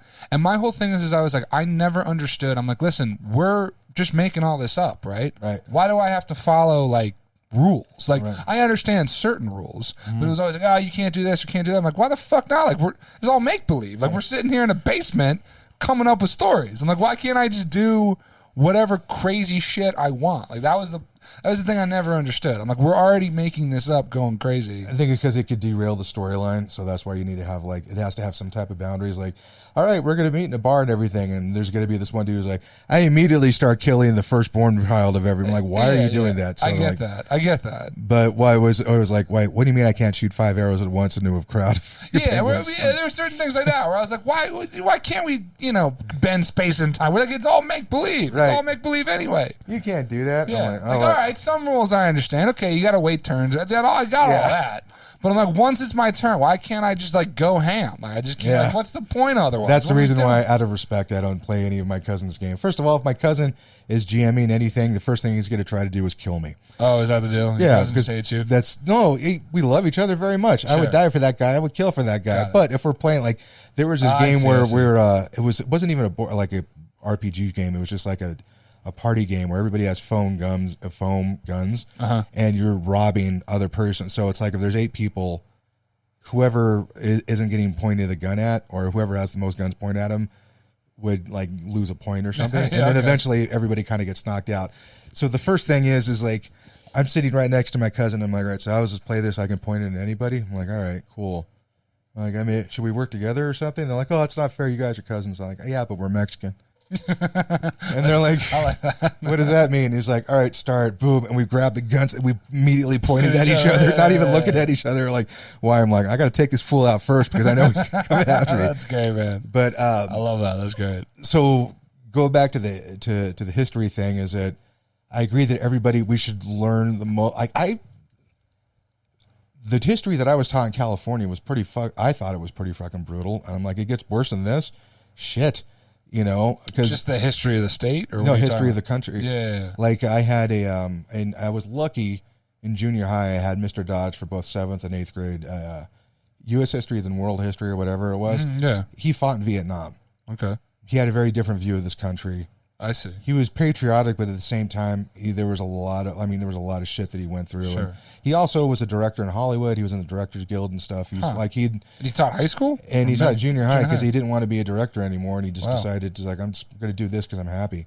Crazy. And then that's awesome. There's other folks who've done that too, but he was a great history teacher. Oh, yeah, so man, he taught us a lot of the darker shit. Sure. Right. By contrast, I had a gym teacher who was a nom, and I had him first period junior year, and it always started late because he'd be in his office drinking. Yeah. Like didn't teach us shit. It's fucked, but like as you're older, you're like, oh my god, dude, that dude needed a hug and needed therapy. That dude was right. He was also an asshole. But also, he was an asshole, and he had been a teacher for literally like 30 plus years, so he was making like 6 figures. Yeah, like, that's just how they would like. The longer you were in, like the more you were, was that kind of guy. So he didn't give a fuck about anything because they were never gonna fire him. Right. No, you people can't. hated him, but everyone kind of loved him, Right. Anyway, so he taught you. So that was really good. And I had other great history teachers. Don't get me wrong. Yeah. So it's kind of weird. So when somebody says they're not teaching the history of it, I'm like, well, no, they definitely taught us about slavery. I remember having to watch Roots. Yeah. And going over that one day when it's Lloyd Bridges raping the shit out of Kizzy. Yep. And how fucking horrible, or Kunta Kinte, or Toby. LeVar Burton. Your name's Toby. Yeah. Toby. Yeah, that fucking scene where that was brutal. Is so fucking brutal. That was like really, really fucking scary. I mean, I can only imagine what it was like if I was African American seeing this. Like, y'all fuckers didn't know this. I'm like, no, we fucking didn't. Right. You know what I mean? This isn't like none of the shit. So, but when other folks are like, we're going to reteach how this stuff is, I'm like, yeah, it also sounds like a divorced mom talking shit about a kid's dad. And that's what I disagree with, because I'm like, let me see what the curriculum and stuff is, because I would never, like, if somebody put it up to a vote, I'm like, I need to see the curriculum before, because if it's something that I like even 85% agree with, I'd probably vote for it. But if it's a bunch of other shit that they're throwing in there, then I'm like, well, wait a second. Neutrality is helpful, but the idea is that teachers are human beings. So I had an amazing history teacher for 10th and 12th grade. Her name is Mrs. Williams. Her family was German royalty. Wow. Like, her cousin was like the Red Baron. Her like dad or grandfather was like assassinated. It was like a whole thing. That's got to be tragic from her family's point of view. So incredible teacher. She was very much about the facts. Would be a little bit less about the connections now as an adult, I realize. But straight up, we got to World War II, and she skipped it. Wow. She said, and literally said, I don't want to talk about the man who ruined my country. And so, like, taught the bare minimum. Right. Like, obviously wasn't going to get fired. Yeah. But the way that she would, like, get into it with other things, didn't get into it. Wow. Like, just skipped over it, man. That's pretty traumatic. It's crazy. Yeah, I would have thought crazy. I mean, I don't know if she was alive for World War I, but, like, no, so World War I, she literally had a picture of the Red Baron in her wallet. Wow. Like, she showed it to us. Yeah. Like, that's fucking amazing. Yeah, it was crazy. Because I didn't know anything. Like, they gloss over World War I. And I remember, we got into it for sure. It was like a week, but they're like, or a couple of days, and we're like, listen, America came in, we fixed it, but for the most part, well, that's how we're taught it in America, for sure. But there was a lot that went on years before that. And yeah, we came in at the very end of it. Like, when after it was winding down, you know what I mean? But, like, not to take away from the sacrifices, because America lost a shitload of people. Yeah, of course, but that's America's whole thing. Is like, for a long time, like when America was founded, it was neutral. Like for the first 100 years or whatever. Yeah, we didn't want to get involved with fucking royalty and kingdoms and fucking alliances and all that other shit. That was kind of the whole thing at first. It's like, that's why we came over here, to get away from that shit. Yeah, and then at some point, cash came in. Ooh, yeah, technology, currency. Technology, yeah, that's what it was. Bookkeeping. Yeah. Hey, do you know that I'm not actually going to move fucking 60 bars of gold from this thing, but I'm going to give you, how about if I just say we make a promissory note that you actually do own this over here? I'm like, all right, we'll do that. Wait a second. We could still do business without having to fucking move. Yeah. All this stuff. Yeah. Oh, interesting. You know, international conglomerates. Mm-hmm. Well, now the world is, we have all these countries and everything, but between the internet and just how like the economies are all intertwined, like everything is, it is wild the extent to which things are all connected in a way that I think historically, we build to it all the time, and now it's wild. Something happens in Ukraine, now you can't get stuff here. Yeah. Something happens halfway across the world and you can't get it here. I mean, we just saw it with a virus, that went all around the world because you're never going to stop people traveling. Yeah, exactly. They shut everything down, but they still had hundreds of thousands of people every week moving through airports in this country. Oh, this is the reason why when I had to work through the whole lockdown. Yeah. Right? Because I'm like, I had to keep working. So was I afraid? Yes, but I had to fucking face it and work through it. Totally. Right? There was people around me getting sick. I didn't get sick. Yeah. I don't know if it was because I kept taking vitamin D and zinc and every day. I did the whole time. Yeah. And then I stopped after I got COVID and I felt fine. I was like, no, this doesn't matter at all. Yeah. But so I'll just chalk it up to being really lucky, right? Yeah. My sister closed herself off from a lot of people, but she's got a teenager. Yep. Teenager got it. She got it. That's it. My cousin gets it because he's got kids and stuff like that. And I'm like, oh, man, I don't have kids. Maybe that was a big thing. So yeah, man, kids are disease factors. Yeah, exactly. But still, like, fuck, I don't know. It's, I'm sorry. I fucking lost my point again. Sorry, Harrison. Oh, what I was going to say, and I'll shut up about this as far as the history and everything goes, because I found out about this guy through Rogan, Dan Carlin. Oh, yeah, dude. So that blueprint for Armageddon. Oh, yeah. Big fan of Dan Carlin. Oh, I had no idea how much hell, like Germany or even World War I or just World War I Europe went through. Like after I listened to that, I watched Lord of the Rings again. Sure.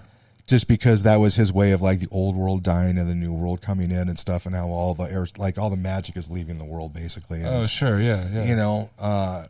Dan Carlin's incredible, man. I'm a really big fan of his. The way that he does history is great. Yeah. I like how he's very careful to not call himself a historian. Yeah. Because he doesn't do any of his actual own research, but he's reading other books. He's one of the best aggregators. Yeah. Which is what podcast is great for. I mean, he's an interesting cat because he was a radio guy, right? Yeah. Talk show radio guy. Yeah, which totally makes sense when you hear him talk because he understands narrative and how to put a narrative together. Right. And so he's got another show called Common Sense that he does far less than he used to. Yeah, I know. He used to get a lot of shit for it every single time. Well, which is understandable, and the ones he's put out in the last couple of years, I feel like it's tough, man, because you're never gonna please everybody. You're only gonna piss people off at this point. And I think a lot of the ones that he's put out in the last, I think he's only done like 3 episodes of that show. Yeah. In the last 3 or 4 years. The last one I think I saw was the one about like who you gonna vote for. I'm like, how about not the guy that steers into the iceberg? Yeah, exactly, right. And I'm like, that's fair, but that was also the first one. Like, I didn't vote for Biden. I didn't vote for Trump. I usually go third party because I love setting my vote on fire. Yeah. And I still feel like I did something because I actually voted, other than opposed to not voting. But sure. Yeah, no, he's fucking incredible. The last one he was doing about the North Atlantic slave trade. That one's. I've only gotten a quarter way through. That thing is fucking horrible, like hard to listen to. Crazy. That shit absolutely should be taught. Because I think kids today where it's starting like, this is how bad this country is. I'm like, you could look at it that way, but I'm going to tell you one thing: we weren't the last country to give up slavery. No, there was a lot of other places. And guess what? If you could, like, you ever play Civilization or they took it out of the game. Oh, they did. Yeah, okay. They took out as far as a government that you could use as using slavery. Wow, because it used to be like, I think it was like if you're in like the Bronze Age or something. Where I'm like, no, I don't want to adopt slavery. I'm trying to build up an intellectual stuff. Like, really, because the other country just kicked your ass. Yeah, they've been working. They've got slavery, and then I guess what, their production for war machines is fucking off the chain. And so, do you want to do the same thing, or do you just want to roll the dice? Man, you can say what you want, but slaves do great work. Oh, was it? Slavery. Yeah, that's not an original. I don't know. No, Andrew Schultz did that because he was like, I believe that. Yeah, that sounds about right. I don't know if it was Andrew Schultz or if it was Akash. But he was like, I think it was Akash, but he was like going to India and he's looking at the Taj Mahal. He's like, we did fucking great work with our slaves. What the fuck you do, America? Fucking cotton? Yeah. Cotton? Cotton. That's money. all you did? We made money. Fucking... every other country made these great things. You go around the world, man. I mean, you go anywhere. Yeah. India, anywhere in the Middle East, anywhere in Europe. I mean, shit, slaves do great work. Yeah, it's almost like they have to. But yeah, so I guess we're gonna get canceled for this. See, here's how you know you're successful. Someone's gonna take the last 30 seconds. Oh yeah, they're gonna be like, look what this guy says. Half Latino or whatever, guys. Say slavery. He's a fake great. Mexican. Yeah. I bet he doesn't even know what an empanada is. Yeah. And that's a white person thing that they get at the Mexican restaurant that the white people go to. That's what that is. Yeah. I like that. Maria empanadas. Okay. Yeah, they're all right. Fine. They're still tasty. It's good. I mean, the food's decent. Yeah. But yeah, so I guess what kind of gets me is like if somebody, because the way you frame a narrative, you can control entire populations for years. That's why the government has always had their fucking hands and what kind of history could be taught and everything for better or worse. But when somebody kind of like says like we were the only like we were the most evil, I'm like, as far as we're concerned, we should be because we're dealing with our own country. But we weren't the most fucking. I mean, we were pretty fucking evil. Don't get me wrong. Well, so there's But it's kind of like I think when they said like we were the only ones doing it, and they kind of frame it in that thing, I'm like, now you're stepping away from facts and you're getting into emotional shit, and that's where it gets dangerous. So I think it depends. I think that it is undeniable that in the last 100 years, America has really taken the evil mantle and really gone far with it. There's have you read Caste? Isabel Wilkerson, I believe is her name. No. So she wrote 2 big books. One's called The Warmth of Other Suns. It's about the migration of people south, up north, and then here in America. And then Caste is looking at castes around the world, including caste in America. Yeah.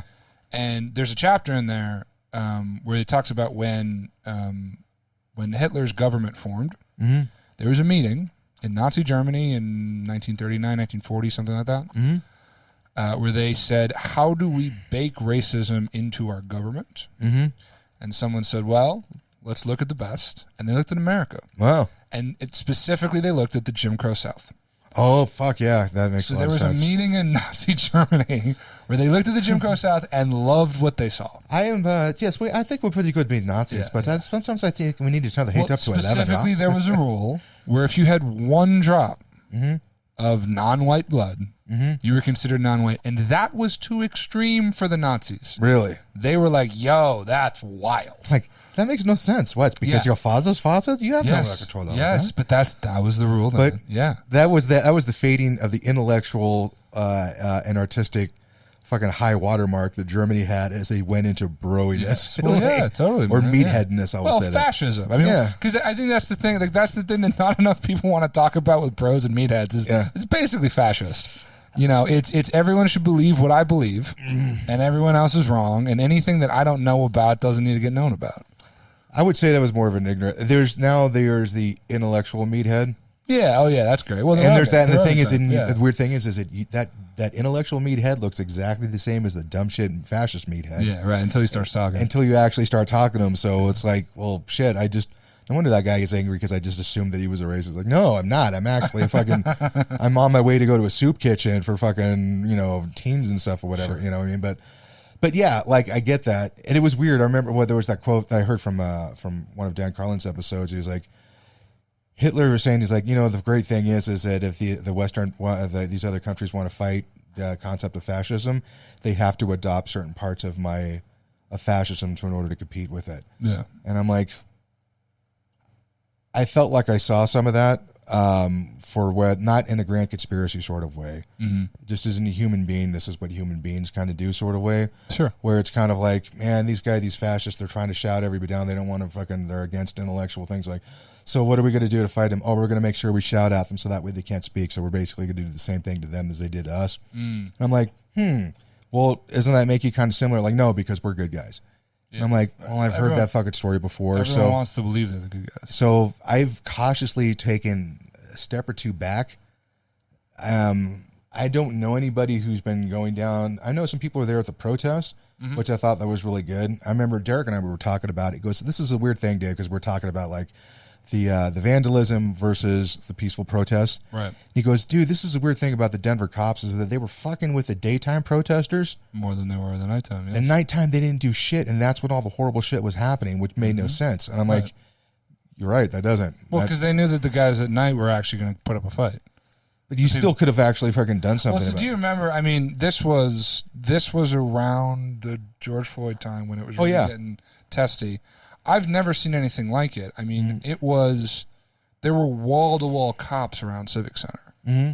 And I've never seen anything like that in this country. Yeah. Where there were just walls. I mean, like a wall of police officers. And it's weird when you see something military-esque that's going on. Yes. That was weird, man. That was really I get it. This is, I would not say, there was a lot of things, if you compare it to other times in other countries in history, as far as the protests and everything that happened, I think America did relatively well. If you grade America against America as far as how well we handled that, I'm like, no, there's definitely there's a lot of shit that could have done differently. You know, there's a lot of missed opportunities, but there's a lot of, I don't know, man.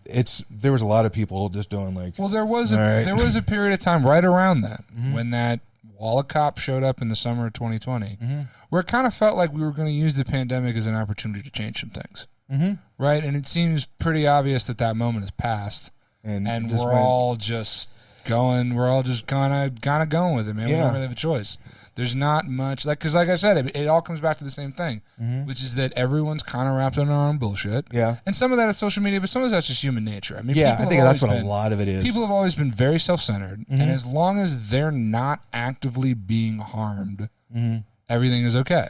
Or we don't want to admit that we're wrong. Yeah, right. Maybe that's part of it. But I think enough of us are, even if we're struggling, comfortable enough that no one's gonna really protest. Like that's some of the things that I have been disheartened with some of the protests that I've seen, where there seems to be a well-intentioned but maybe poorly executed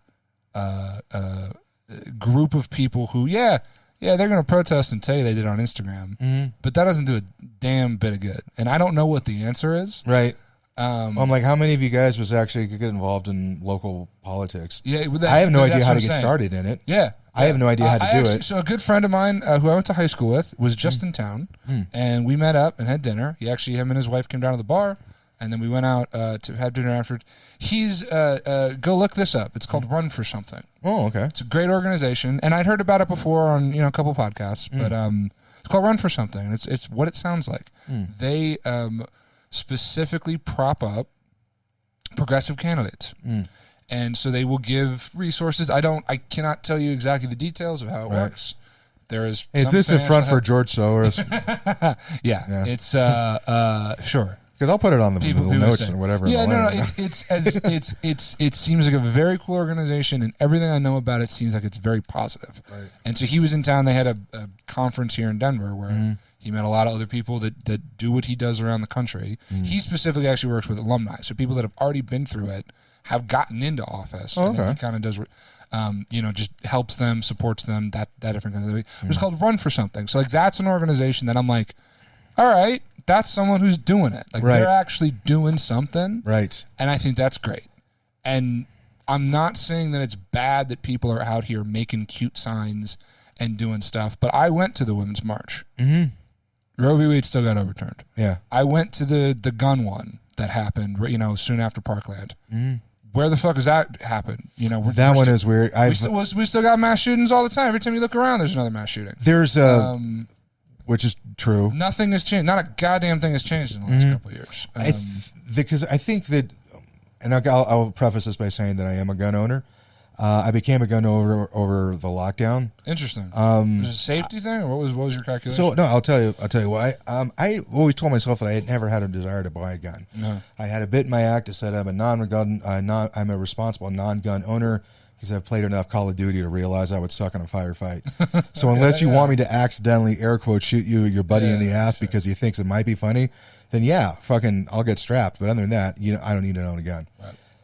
Jenny's family, she grew up in Arizona, and they've been gun owners their whole life. Sure. She grew up with guns. She doesn't feel about guns the same way that I do, and she's like, I'm buying a gun. And because I am never the type of husband, friend, or anybody to say, no, you're not going to do that. Right. I'm like, all right, so I'm going to learn about guns. Cool. So that way, at least I know what was going on. And, sorry.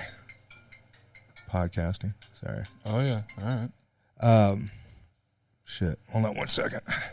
Hey, guys. So either way, as I'm doing this, I'm learning about, the safety. Guns. Yeah, that's good. And so there was a lot of things. That's what the NRA used to do, is actually teach people about safety and train people. And then the idea of, like, there's a mass shooting, let's go stand up for our rights while everybody's grieving. Yeah, that's not the. I don't know if that's the best that move, ain't but the move. I don't know why they did that. But there was a lot of things. They're dickheads. That's what it's become, unfortunately. Yeah, it's, hey, we got a good idea. Great, I'm going to fuck it up. It became an us versus them thing. It became, they're all trying to take our guns. And it's like, no, listen, I've never heard anyone reasonable in power or elsewise, or otherwise, who I actually respected and thought was decent, who has actually floated taking anyone's guns. I don't think that would work in this I think country. Beto was the only one who vocally said that he wanted to, but he was fucking going for, he was doing a Hail Mary. Yeah, you know right. Well, it didn't work so well. We'll see if it works. Oh, he this went time. back on it, then he went back on it again. Yeah, we'll see if this works this time. But I don't think that that's necessarily the issue. I think that 90% of people, or whatever the percentage is, a very high percentage of people who own guns are perfectly responsible. Yeah. But if a very high percentage of people who, I don't know, let's say drove cars,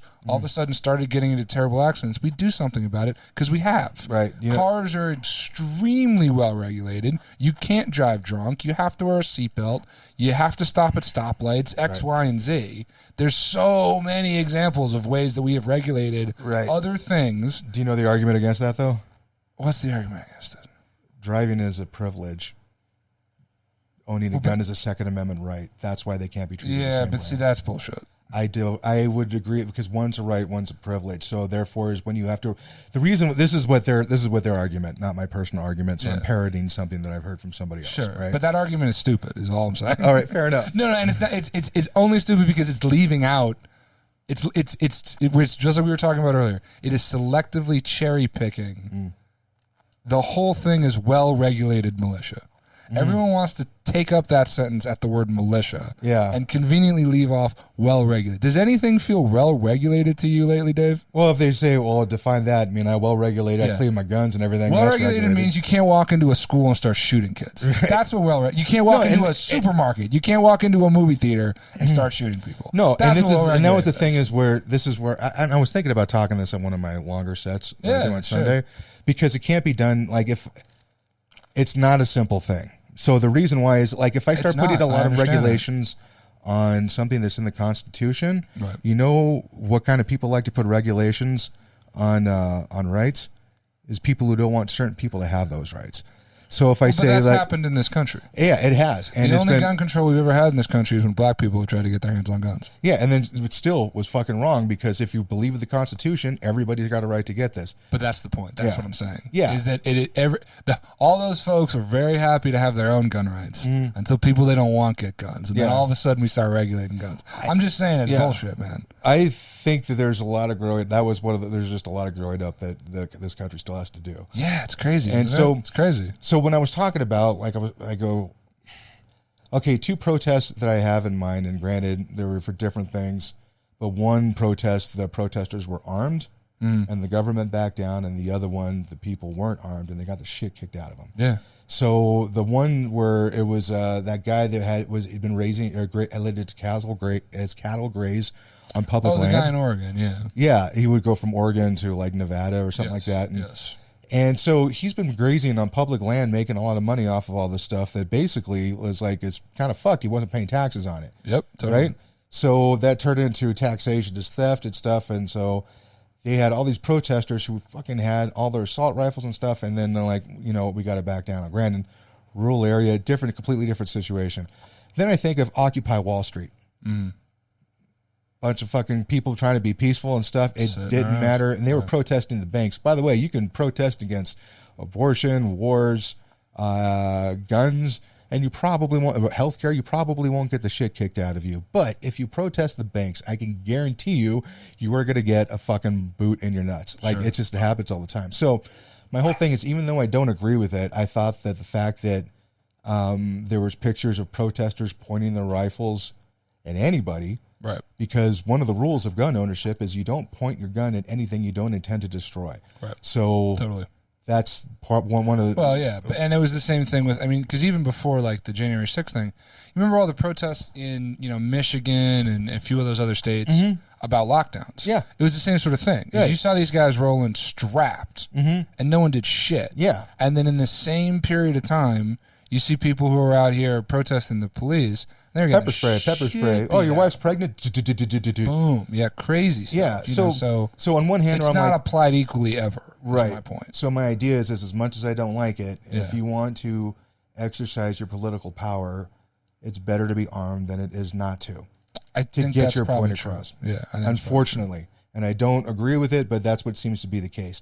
Now, compared to other countries and different types of governments and tyrannies through all of history and everything, you could talk about, hey, at least we have a chance if we band together, if we all have guns to actually do something about how this place is run.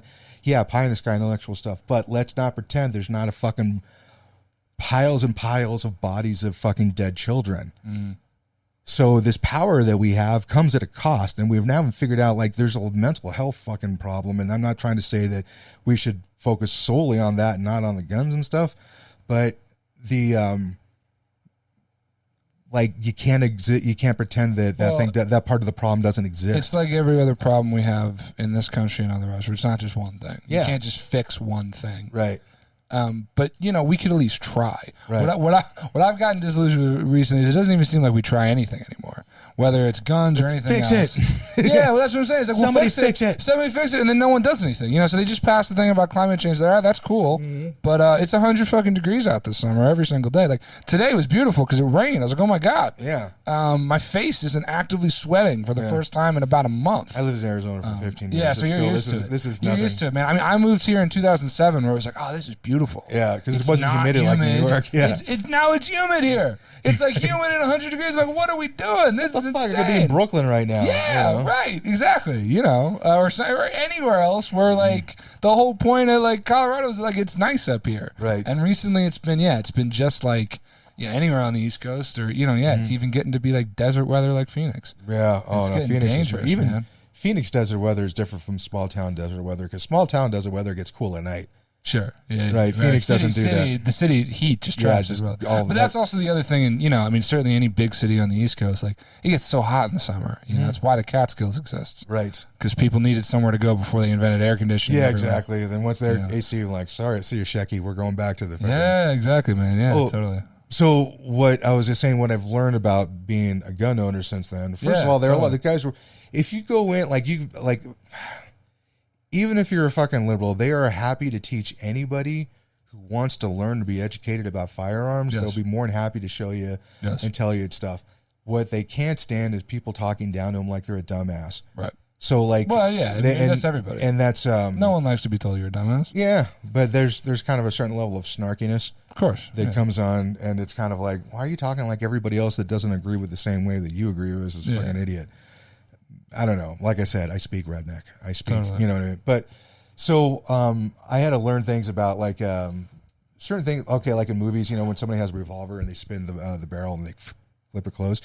Yeah, that's how you ruin your fucking revolver. Oh yeah, I'm sure. Yeah, and they're like, yeah, never do that. Okay, so like what'll happen is that they're like, all right, here's the gun. They'll open it.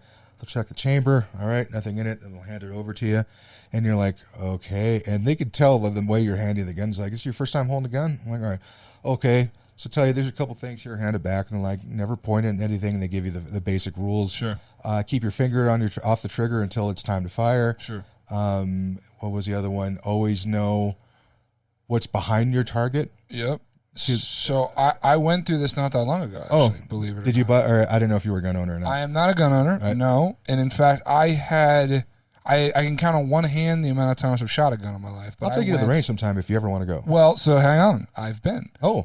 So I went. So my good buddy Alex Finati, who you know him. Yeah. We used to run Jagged Mountain together. He wanted to go shooting last summer, just for his birthday. So we got a couple people together, and we went to the it is literally called the Cherry Creek Family Shooting Center. Nice. Which I said sounded like a terrible name. And Alex's answer was, well, the Jared Harris Dylan Claybowl Shooting Center was already taken. So, which is a very dark joke. Granted, Jenny's dad was an asshole, but he taught her how to hold a gun at 4 years old. Yeah, that's cool. So what was interesting about this is I was, having never been to a gun range before, I was sort of pleasantly surprised by how safe it all was. Oh, yeah. Now, he said, he goes, because he grew up in Colorado Springs. Right. And he goes, hey, man, we can go down to the Springs, and like there's some stuff that is incredibly dangerous down there. Yeah. You know, Outdoor ranges borderline and shit. not licensed. So this one was actually outdoors. And there were some guys there who were, you know, well far away from us. And he was like, yeah, they shouldn't be unloading whole clips like that. Yeah. But they were, you know, everyone who we were around and everyone that like sort of set us up was, yeah, we couldn't take the guns out of the cases until we were on the line. Yep. It was, and they actually had someone that came around and gave instruction. Yep. So, you know, was showing us, you know, exactly how to, he had 2 rifles, 2 of the double, you load them both. And my thing is, look, we shot skeet for a couple hours. You're not allowed to drink. They're very strict about that. Oh, yeah. If you come and smell like weed, they're going to tell you. Yeah, you or no smelling way. like anything. They're going to tell you to fuck off, which is totally fine and completely understandable. And my thing is, I was like, yeah, this is basically bowling with guns. I'm like, we could just be bowling right now. Like, it's a similar thing. You hang out, you take your turns. You get a little better every time. Yeah. You know, like the first couple ones, I was like, okay. And then I sort of adjusted, and then I started getting the hang of it. It was okay. And it's a good time. I totally get it, and I think that's all fine. And all of that being said, I don't see why anyone should have an AR-15. It doesn't make any sense to me. I didn't. If you would have asked me before I had a gun, this is just logically not emotionally philosophical thing. All right, so if because I told myself, like, luckily my hands and my neuropathy's getting better, that hopefully in a month that's good. I can actually go back to the range. Okay, cool. Because if you're going to own a firearm, you have to at least spend some time with it. Yeah. You got to spend time cleaning it. You got to spend time shooting it, because what I found out is that even though if you're really good at video games and first-person shooters and stuff like that, that's very different. it's different. It's like playing guitar and playing GarageBand. Yeah, exactly. Yeah. Kind of the same thing, but not the same. Yeah, exactly. Right. It seems like it's the same, but it's not the same. So I know that, like, it was a weird thing. Do you ever see videos of somebody with a revolver unloading on somebody and they don't hit them? And they're, like, really close by? There was a video of a guy that was going to kill a lawyer in L.A. This is back in the 80s. And he's got a revolver, and the dude's, like, hiding behind a tree, just moving back and forth, and he's like, tink, tink, tink, tink, tink, tink, tink. He doesn't hit him. And there's this old guy who got fucked over in a case or something. I don't know if it was what it was, but he's like, I'm going to kill the lawyer. Too close? Well, this is the weird thing is, so the place that I go to, Blue Corps, you can rent guns. If you're a member there, it's no charge to rent a gun. So you're like, all right, I want to try this CZP-10, or I want to try this 22. I've never shot a 45 before. Can I shoot a 45? That's cool. They have rifles that they could rent there. That There's a makes sense. sniper, like a 50, like one of the big Jesus. thing. There's like, well, if you want to shoot it, I mean, you're going to have to be supervised, and you can go on the range and everything. And by the way, one round costs $25. Yeah, sure. That's how they get you. Yeah. Well, I'm like, fuck. All right. So I don't think I really care that much about it. Yeah, you know what I mean? And now all of a sudden, I'm not so interested. Yeah, exactly. Give you some. Where's the cheap shit stuff? So I get the revolver, and it was a 38 revolver, right? It doesn't have a hammer on it. It's just one pulled all the way back. So there's like the between the wall and the break. The wall is how close it gets before the gun is fired. The break is the moment when it actually fires. So I'd pull it from just all the way back, and I set my target. Usually I started at 5 yards. I'm not hitting the target. I had this thing at 3 yards, as close as I got to it, and if I just pulled it all the way at that, I maybe got 2 into the range. I missed it every other time. Oh, wow. So with that particular gun, you have to pull it all the way back until it gets to the break, and then squeeze it to continue the whole firing thing. Then I was accurate with it. Not as well as with my semi-automatic, but I was like, holy shit, revolvers are a completely different thing. Like, Sure, that makes sense. It's a different thing. Yeah. right. So now with my pistol, I'm accurate up until 8 yards. All right. As far as my precision and my accuracy is relatively about 8 yards. After 8 yards, it drops down considerably. Yeah. So Is that a sight thing or just your ability to hit it? my ability to hit things. So that's why it used to be 6 yards. Now it's like 7, 8. So I've gotten better. But the thing is you're never going to be as accurate with that as you are with a rifle if you know how to use a rifle. So I was like, why does anybody have the same thing? Like, why does anybody need something like that? You know? And he's like, okay, well, let's say if you were in a life, because, it's always been like, if you're in a life or death situation, which most people can't imagine ever being in, but I also grew up in a small town with a lot of fucking crazy people in there, and I've seen some crazy shit. Yeah. So there's a reason sometimes where you want to have a shotgun or a rifle or something like that, because these guys aren't going to fucking, they might come up to your door, or they might just hang back out in the darkness and just start fucking firing into your house. You know what I mean? So a rifle, you could be, if you train yourself, you're accurate up to 50 yards. Wow. You know what I mean? Because you could also use it for hunting, apparently, if you wanted to, but most folks just use 22s or something, depending on whatever game they're going after. Right. But it's kind of like, well, if there's like, okay, if there's one person, okay, I don't need a magazine that has a lot of bullets in it. Right. If it's a crowd of people, I want as many bullets as I possibly can, because it's when you figure out how fast it takes to actually, how fast somebody can move versus changing out a magazine or something. Right. Like this place, even if I have a gun, even though I'm training, if somebody fucking attacked me with it, I'd probably be fucked. Because it's the difference between knowing how to throw a punch versus taking boxing classes. Yeah, right. That makes sense. So these guys were actually like, if they'll teach classes and stuff on self-defense and all this other stuff, because they're like, yeah, there's like, don't always assume that you're going to be able to use your dominant hand to fire a gun. Don't always assume this thing isn't going to jam on you. Right. You know? And so that was like, that's the responsibility thing about it. So the folks who do all that stuff, those are the ones where I think you kind of get fucked with the most, when every time they're like, we got to change the gun laws, because in most cases, those guns were obtained illegally. Right. So it like, well, we need to do something to make another law, like what, for another criminal to ignore? Like, and so that's what their argument is. That's what their argument is. But then again, it's like, yeah, but there's still a pile of dead children. Can we try? Can we just try? We've never actually tried. Like, well, no, okay. Here's an example. Try anything? This is the thing that fucked me up about the Uvalde thing, right? Yeah. I'm like, okay, so he turns 18. I know this is Texas and everything, but come on, Texas. The fucking gun owner, or maybe it was I don't know if it was one gun store or if he went to a couple of them. I don't know. If it was one gun owner, I would think, like, you sold an 18-year-old 2 fucking AR-15s with a shitload of rounds on his birthday, and it's kind of like you just sold, like... Well, there were a lot of things about that. I mean, yeah, like, I don't know if there was any more to this stuff. I mean, there was, like... Or the dude in Chicago. There's a lot of breakdowns. There's always a lot of breakdowns. It's never one thing. It's always more than one thing. They denied the kid in Chicago, right? Yeah. But then his father is like sponsored him being able to get those weapons anyways. So that was it. I still don't even know what the motivation for that guy was. Like, because it was probably like anything else. Well, it'll probably be fine. He's not going to hurt anyone. Like, yeah, but then he did. You know. No, so. I mean the motivation for the kid actually doing it. Like, I don't know what the motivations for either of these guys were. You know, because I know like, we're talking about him. Yeah. That's the motivation. No, I'm not mentioning that. I'll mention one more mass shooter. Just because I thought the reaction... that's the name of your next special? Just one more mass shooter. I'll only mention one mass shooter. The fucking Coming one that was... out on Netflix. What is it about Colorado? We have the most peaceful, fucking awesome place that we live in. And we've come from different places. We've seen... Yeah. You're from New York. I lived in New York. You grew up out there, right? I've come from fucking dirt towns and been to third world countries and stuff. Colorado, guys, you have the most amazing fucking state. Yes. It's beautiful out here. I don't know why people bring such evil into it with Columbine, the fucking Aurora Mall. Those guys all grew up here. And I'm like, did we just start needing our busing these kids? I'm like, all right, this is a border town. Yeah. Be glad you don't live here. By the way, there's no AC today. You know what I mean? Like, so let's just take those two examples. Both of those are suburbs.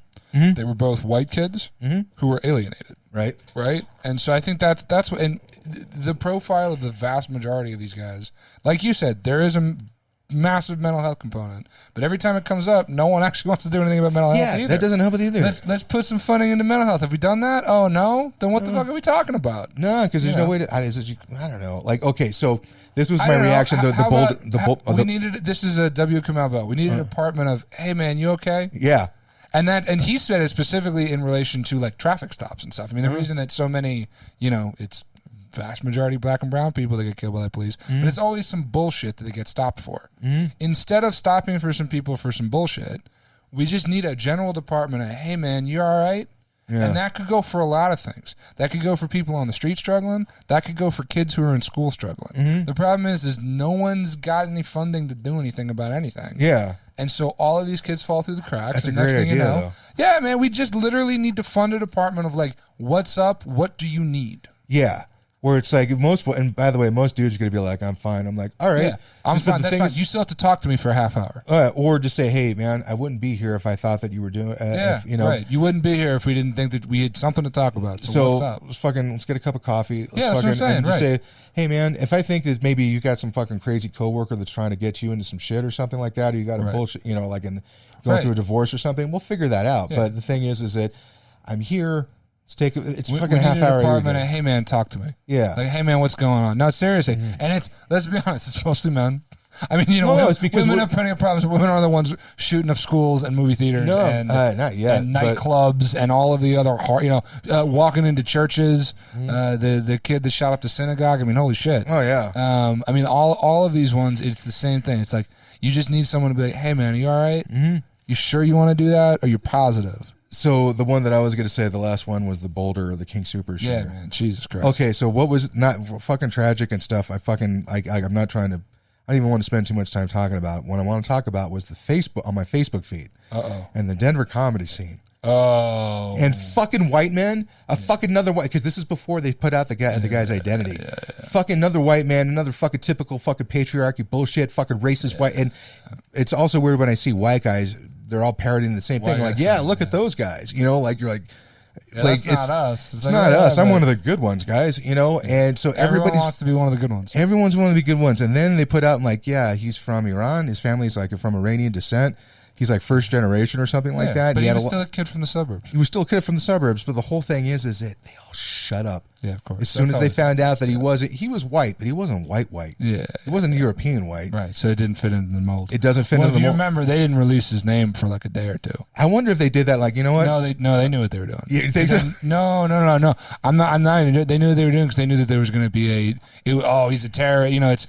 It's so they had to get their ducks in a row and stuff before they're like, listen, dude, we got to put this out. Well, as soon as they put his name out, I was like, fuck, here we go. Like on a different thing. It's horrible to say, but it's almost easier when it's a white guy. It's like, well, all right, well now it fits. Because that's the thing. Well, we know what happened. He's a white guy. We were saying that. I don't know how long we were talking. We said this maybe an hour ago. Where it's like people want everything to be in these neat boxes. Yeah. And almost nothing is in neat boxes. Yeah. Our brain. It's so fucked up being human because our brains are wired to want to put things into boxes, and almost nothing fits cleanly into boxes. Right. But hey, if it works, it gets us through our day to day easier. I'm like, oh, cool. As long as I don't have to go out in the wilderness and hunt a deer every fucking day. Yeah, man. If I know where the deer's going to be, dude, that makes my life and I could spend more time with my family. Totally. You know what I mean? Now, the problem is when the deer's production gets globalized and then you have something halfway around the world. It's like, why are there bumper stickers on this your dough? Ability to get a deer. Yeah. Oh, by the way, I can't get a deer anymore because this company took all the fucking deer. Yeah, man. And now I have to buy it from them. And totally. And a markup. It used to cost me just ammo. And what used to happen is that used to start wars. Yeah. And now everyone just bitches about it on Twitter. Right. Is it progress? Maybe. We're not killing each other. Dude. We're just canceling each other on Twitter. Yeah, and it's it's a different kind of progress. No one's dying, but that was one of the things. And take a shot, guys. One of the things that Rogan said is that even though with Hollywood and everything and everybody going super progressive and all this stuff, there's things that are annoying, but generally people are nicer to other people. Yeah, and they're more conscientious, and that's a good thing. You know what I mean? And I remember. Well, yes and no. I mean, generally that's the case. Yeah, but it's still not perfect. There's still not perfect, but I remember we're still pretty short with each other, I think. Well, I was talking to my old. Of it, it's easy to judge people. Yeah, my old boss before I was at Pendustry, the other place that I worked at, he's a Christian conservative guy, right? But I speak Christian conservative, so I can have conversations with him. Mm-hmm. I just know there's certain topics. Like, hey, let's not bring up abortion. Yeah, because I like working with this guy, and I would like to continue working with this guy. So, but we were talking about it, and there was some of the young kids. He's like, "Do you don't think it's as bad?" I'm like, "Well, how often do you know? Not that it still doesn't happen, but if a kid comes out to his parents, what's the likelihood of him getting excommunicated and kicked out of the house onto the street and disowned from his family? Could it still happen? Absolutely, but generally that doesn't like." Parents understand. They're like, oh shit. They're way more understanding about kids because it's our generations now. Some do, dude. That's still happening. Oh no, it does because I know my older brother before he when my nephew Ty came out, his dad did not take it well, and we're not that was on the side of the family where we don't talk to each other because had I known anything about that, I'm like, dude, First of all, he's not the only one in the family. Yeah. Okay. Second of all, it doesn't fucking mean it doesn't mean anything, Right. you know. But he was still kind of tied in. so wrapped up in their own shit. And it was just one of those things where I'm like, I know if he could step outside of himself and see how much this doesn't matter, because I'm like, you're gonna lose your relationship with your son. Yeah. You know what I mean? Fucking don't do that, because he was the only one of the brothers who actually had a boy, Right. Up until that point. And it was like, I asked Tide. He says before he died, they came to an understanding and everything.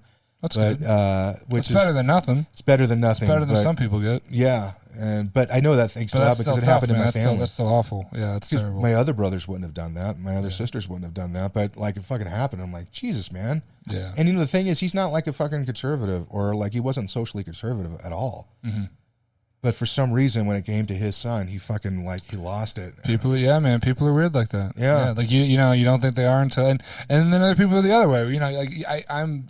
That's a frustrating one. You typically see it with, you know, folks that, they hate gay people or whatever. Then all of a sudden their kid comes out and they have the opposite reaction. Mm-hmm. Where all of a sudden, now we gotta care about this shit. You know, that can be just as frustrating, I think. Well, at least like, then they now can you give a shit because it affects you. Yeah. And that was the whole thing. I think we saw it very ugly during COVID, where it was like, well, I don't know anyone that has it. It's not around me. It can't be real. Yeah. And then literally people who are being put on ventilators are like, this is still a hoax. Like, well, that's not a hoax. Right. You know? Well, it was also because we also didn't know how to handle it. So it's also one of the things where like, we need to change our mind or change the science on this. Sure. But even doing that, like, oh, this guy's changing his mind now. Right. Look. But see, that was the tough part. Is the idea was that nobody wanted to deal with it until it came for them. Right. And then we have a frustrating thing as humans where we don't want to deal with the fire unless it's burning our house. Yeah. If the fire is on the next street, like, we'll be okay. Mm-hmm. Right. Until it comes for you. And that's always the classic thing with all of that. Right. And we're very compartmentalized even as a society. Well, I think especially in our country, we have a hard time looking at other things and going, well, maybe we should play some defense. We're really good at military spending. We're not so good at defense. You know? Yeah. Well, now it's kind of weird because you also you hear about the hypersonic missile, the one that took out the guy that's basically a giant knife. So the guy that they killed the Al Qaeda guy a week or two ago. Okay. And they took him out with a non-explosive device. This thing is they call it a flying Ginsu knife. Is basically what it is. Yeah, no, look this shit up. It's wild. What a way to get around so many fucking weapons treaties. That's 100%. Well, and also a way to take out individuals without taking out innocent civilians. Oh, they're gonna stab a kid in a fucking birthday party next week. I'm almost positive. 100%. That's true. But the whole thing that they were celebrating about is they took this guy out without affecting anyone in his family, without anything, because it's basically a missile with like blades on it. Wow. You know, and it just slices you up, which is fucking horrifying. Wow. But they figured out a way to do it without explosives. Is the idea.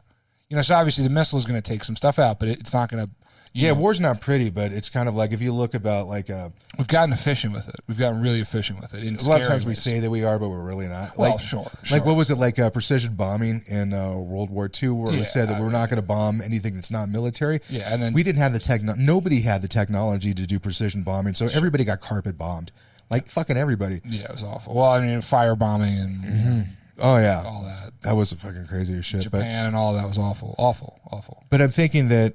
Here's an idea, and it's kind of a weird one because it's going to immediately get shot down, and I understand why. But if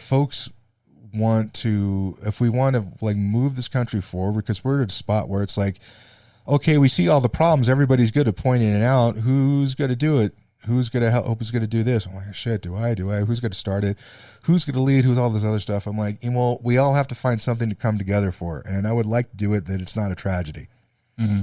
So what are the other things we can get for it? Well, there's nationalism, but that's a dangerous thing. Who's going to fucking who's going to do that campaign? You know what I mean? Are we going to trust the government, or are we going to do it more on a social level? We're like, dude, we're all from Colorado. We want the state to work the best we can. All right, this is what we need. I need 200 people to work on this problem and stuff. Okay, I don't care who it is, where you're from and stuff. Let's get at least as many people who are interested. We'll start there, all right? But the only thing I ask is that in your heart you want to make Colorado, you love it, the things that you've got from it, but you want to make it a better place. Okay, by the way, before this starts, if any of you If your husbands or wives don't listen to you at home and your kids hate you, do me a favor, don't fucking volunteer, because I know what you're going to do. Right. All right? You don't want to do it. You don't mean to do it, but I know you're going to do it. Just let's not fucking... But, yeah, I don't know. But there's a way to move forward, but we're going to have to work together, and that's going to be really tough, because that means we have to get rid of our playlist. And I know, man, we've been recording for a while, and I'm sure you got to get home to your sweetie. So that's fine. We can wrap it up now. Yeah, okay. Next couple minutes. Fair enough. But I like where you're going here. That's the problem, is we're actually going to have to talk to each other and listen to each other. Yeah, I have a bit that I'm like, hey, guys, I know this is tough, but you're going to have to fucking talk to your racist uncle on Thanksgiving. Yeah, but I'm sorry, that's you fucking a have classic to. thing. Yeah. There was this thing, because this is my, you'll get this reference, and I've said it to you before, but for the podcast, I like having a point to my comedy and my bits. I like there being a social aspect to it, but I've learned that I have to either not put it in a way where I'm talking down to the audience like you guys did this. Yes. I always put it in like, I did this fucking thing and I realized how stupid it was. Yeah. And then I leave it at that. Maybe they're like, oh, you know what? I've done the same thing. It's tough when you have someone that gets self-righteous with it. You know, and that can be tough, because you can very easily get self-righteous without realizing it. Oh, big time. And I've done it many times. And I'm like, shit, that's why I love open mics and stuff. But it's like, I'm thinking I'm being punk rock up there. I'm thinking I'm being Jello Biafra, Jello Biafra. But really, I'm Striper. Yeah. So I thought I was doing punk rock. No, I'm doing Christian heavy metal from the 80s. It's more about the message than it is the music. Everyone thinks they're Henry Rollins, but sometimes you're just Morrissey. Yeah. I still love Morrissey. I don't care. That's fine. That's fine. But, that's the Mexican thing. That doesn't count. Yeah, well, listen. Morrissey's still a fucking dickhead. All right, come on. Yo, big time. Yeah. Dude, he Michael Herrera and I were talking about because we're both... Michael Moore is more Latino than I am, but he was like, isn't he the best? I'm like, he is. And then he was talking about some stuff that he was like, arguments he was having with Madonna, and like, it's like, I love Morrissey, but he really is the biggest bitch ever. Yeah. And I'm like, he fucking is. Yeah, that's his whole thing. He's still talking about shit like that. He like, dude, you're talking about stuff that you're dealing with that you should have gotten over in your 20s. Yeah. You're kind of a little...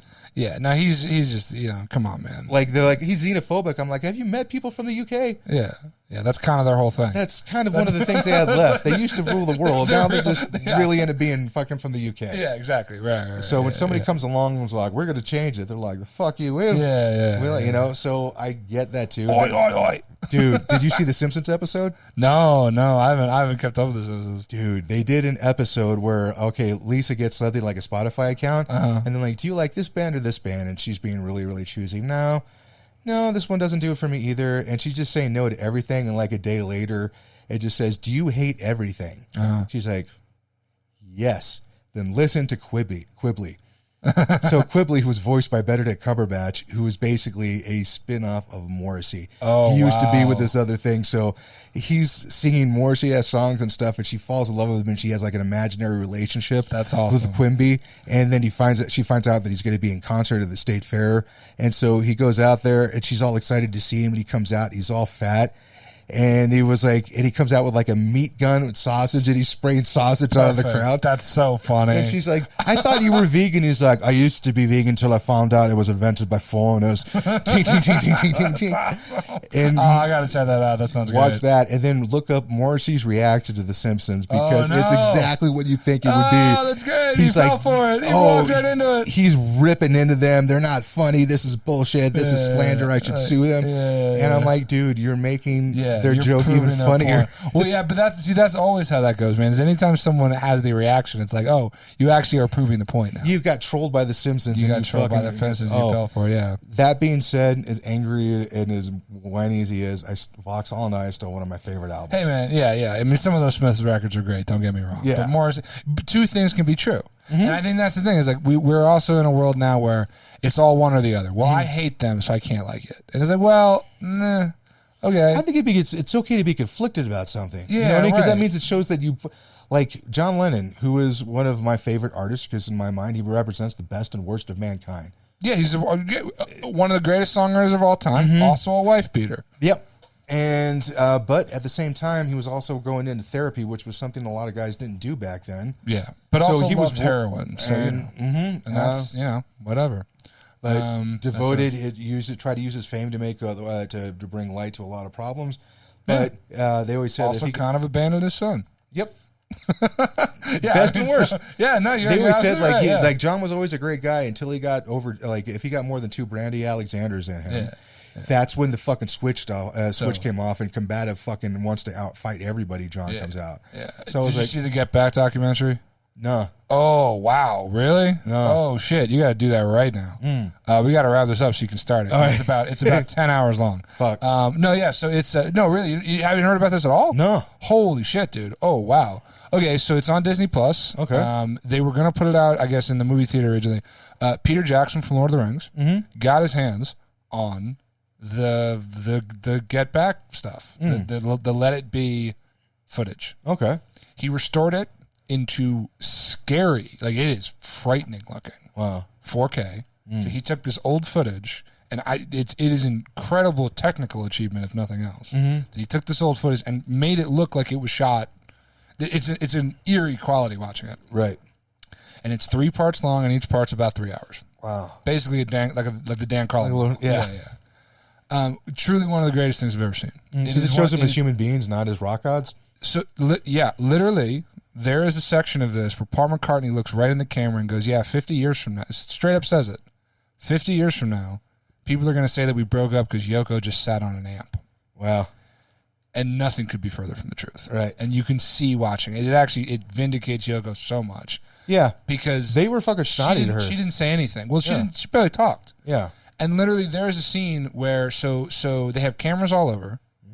And at one point there was a production assistant who got the amazing idea to just put a microphone in a flower pot in the kitchen, in the studio where they were rehearsing. That's weird. And, well, Paul and John have a conversation. That is, and literally they show it. They show you like the subtitles because you kind of only hear it a little bit because it's the 1969 microphone in a flower pot in the kitchen. Right. But you straight up hear them talking about like, well, you know, we've always really ignored George. Like literally, I think John goes, yeah, it's like this festering wound that like we've never really dealt with, that we've just like never given George's due. Right. And he's talking about they practiced All Things Must Pass. They tried to put it on the record. Right. Couldn't get it to work. And it's amazing. It's one of the coolest things I've ever seen. But it absolutely shows all of their personalities. Like, oh yeah, Paul was trying to keep it together. There's a scene where he literally writes "Get Back" from nothing, sitting on a stool. Right. George wanted to actually make his own music. He actually has a conversation where he's like, well, I only get 2 songs a record. At this point, it's going to take me 10 records to put out a full records of material, and I just want to do that. Ringo was shooting a movie next door. Right. Like, he was trying to, like, be an actor. Right. And John is clearly on heroin. Dude, he's also... this is the weird thing is as much as a fuck... Because, did you ever listen to the Rolling Stones interview? Oh, yeah. Yes. Yeah. Yeah, that's the one that really got... That was actually... Before I started getting podcasting, I got... Because when I got an iPod, I was looking around and I was like, oh, that sounds interesting. And I'll listen to that. When you hear him as a human being on all of his faults, which he had many, I'm like, well, let's see. His fucking mother dies when he was younger. Story, He's been, and on top of that, he gets fucking Western fame, which is so brand new. That Western fame, when somebody gets too big, it always kills them. Well, not just fame, but like the most massive fame anyone had up to that point. You know, yeah. So yeah, it's could not highly recommend it. Oh, I got to check it out. It's the closest thing I've ever seen on screen to what being in a band is actually like. Wow. You realize it's this massive relationship that you have to take care of and you have to manage. They basically admit that the reason they broke up is because their manager died. Their manager died about a year or so before. And he was the one who kept it. He was the one keeping them together. In all fairness, like how many of your friends that you hang out with when you were teenagers did you still hang out with for the rest of your life? Yeah, hardly ever. Very few. Hardly ever. No. And so they were guys who were in their late 20s. They'd known each other for a decade, and they were all drifting apart, and they were over it. Man. Yeah, and they were over it. There was nothing, but we wanted everything to be the same. There was this giant machine that they were part of that they had to keep going. So yeah, I can't. I think for anyone that hasn't seen that, now granted, it's way too long. Even with all the editing that they did, they took whatever it was 90 hours of footage and cut it down to 8 hours. I'm not above watching it. No, it's incredible, man. Yeah, and it's the guy that made Lord of the Rings. He knows how to tell a story. Yeah. And so, the whole thing leading up to the roof, man, by the time they get on the roof, it is fucking incredible. It's so awesome because they show the whole thing. They show the whole concert. Wow. Because it was, we only ever saw the couple songs. They were up there for about 45 minutes before the cops showed up. Wow. And even there's this incredible scene where the receptionist at Abbey Road is trying to distract the cops, like trying to like stall Yeah. basically for time. This lady's a G. She's like talking to the cops like, well, you know, we're filming a movie, and the cops like, oh, it's for a movie? Like, they don't even want to go up and bust Yeah, it. it's like, I don't want to be the one to tell the fucking... Yeah, the Beatles to stop. Dude, can we get some of the old guys in the department to do that? People aren't exactly. going to... There's all these amazing interviews. They're literally interviewing people on the street. Wow. Like, hey, what do you think of this? And like, one lady's like, oh, they woke me up from my nap. And like, some other guy, someone's fucking like, Beatles like, oh, me from a nap. yeah, I need my nap. yeah. Like, it's just noise. And then other people are like, oh, this is great. This is amazing, you know. There's, you remember walking by Strawberry Fields in Central Park, right? Oh, yeah. I remember some days it's sadder and more somber than others. Yeah. Where sometimes people it was take just... it seriously, man. Yeah. I always think about that, then I'm like, wow, man. And then I look across the street to the Dakotas, and I'm like, fuck humanity, man. God damn it. Yeah. We kill it. This is why I actually did make this joke. We'll start wrapping this up. Is that like, because one night, I think I was in Loveland and stuff, and there's a couple of bits that other comics do that annoy the shit out of me now. One of them is like, I'm just a straight white male. Yeah. Which I fucking hate hearing that. And I'm like, first of all, are you trying to convince people that you're somehow sadder? Yeah, it's not. We understand that we got the fucking original. e-ticket ride in this country, right? Yeah. So trying to pretend that it's like that it's a hindrance is kind of bullshit. Yep. But then again, you don't want to go up there. I'm like, dude, I'm so happy that I'm what, you know, like you don't want to do that either. Although that would actually be pretty hilarious if someone just came out and right and did it. What I'm thinking about doing, I've heard variations on that. I think I might lean. I'm going to try this at many open mics where there's not a lot of people at, because this is good. This could. So not mine on Friday. Yeah, exactly. This is a high reward, or was it high risk, low reward? Risk, yeah. But I'm like, what if I leaned into being super racist, but only towards white men, to the point where I'm like, this is really disgusting, and I take all the jokes so nobody else can fucking use them. So it's that'd be a good way to do that. Yeah, and I'm like, well, this is how much I hate fucking white comics. That I took 30% of most of the comics act in Denver away from. That'd be all right. That'd be kind of funny if you did it correctly. If you could land it, if you could set it up well. Yeah. If you could set it, there was Deacon Gray, who has since passed. He used to run the Comedy Works, open mic sort of thing. Oh yeah. He had a great bit where I think this was a couple years ago. You remember it was in the news. There was some bomb scare and they set a bomb robot in. Mm-hmm.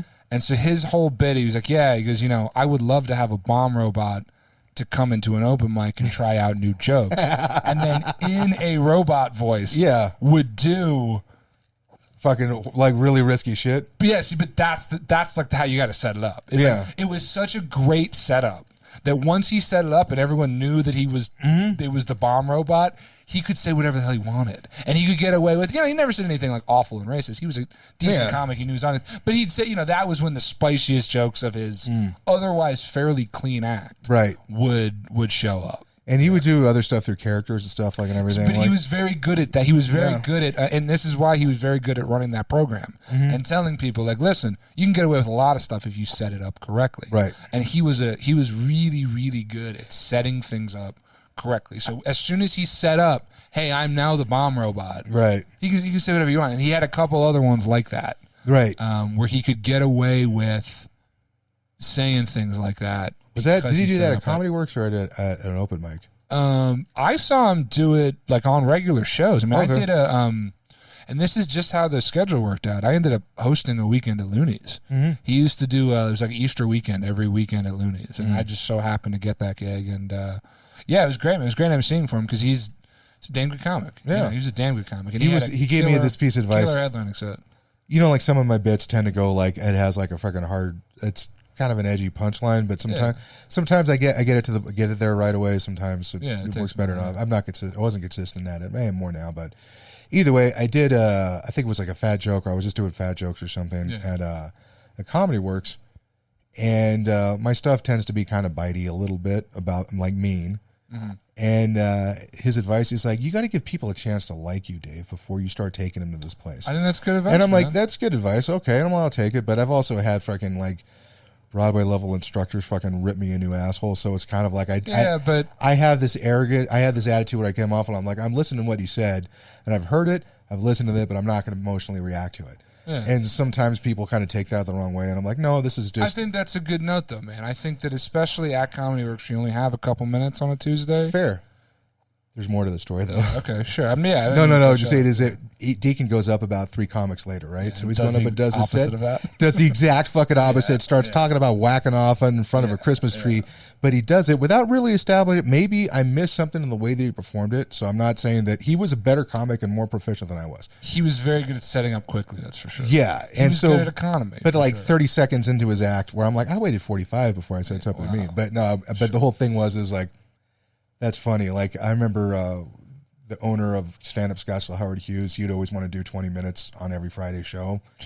Yeah, right. Well, there's a reason that place didn't last. Either way, he goes up. Never close a show at my bar. Yeah, ever. Oh, so this guy goes up and he does like 20 minutes, and the crowd likes it and everything. Bobby Kelly is the headliner that week. That's cool, right? And I think I pissed off Bobby Kelly that weekend too. I didn't mean to, but I don't know. That doesn't seem that hard to do. I don't think it was either. I didn't know him until afterwards. But either way.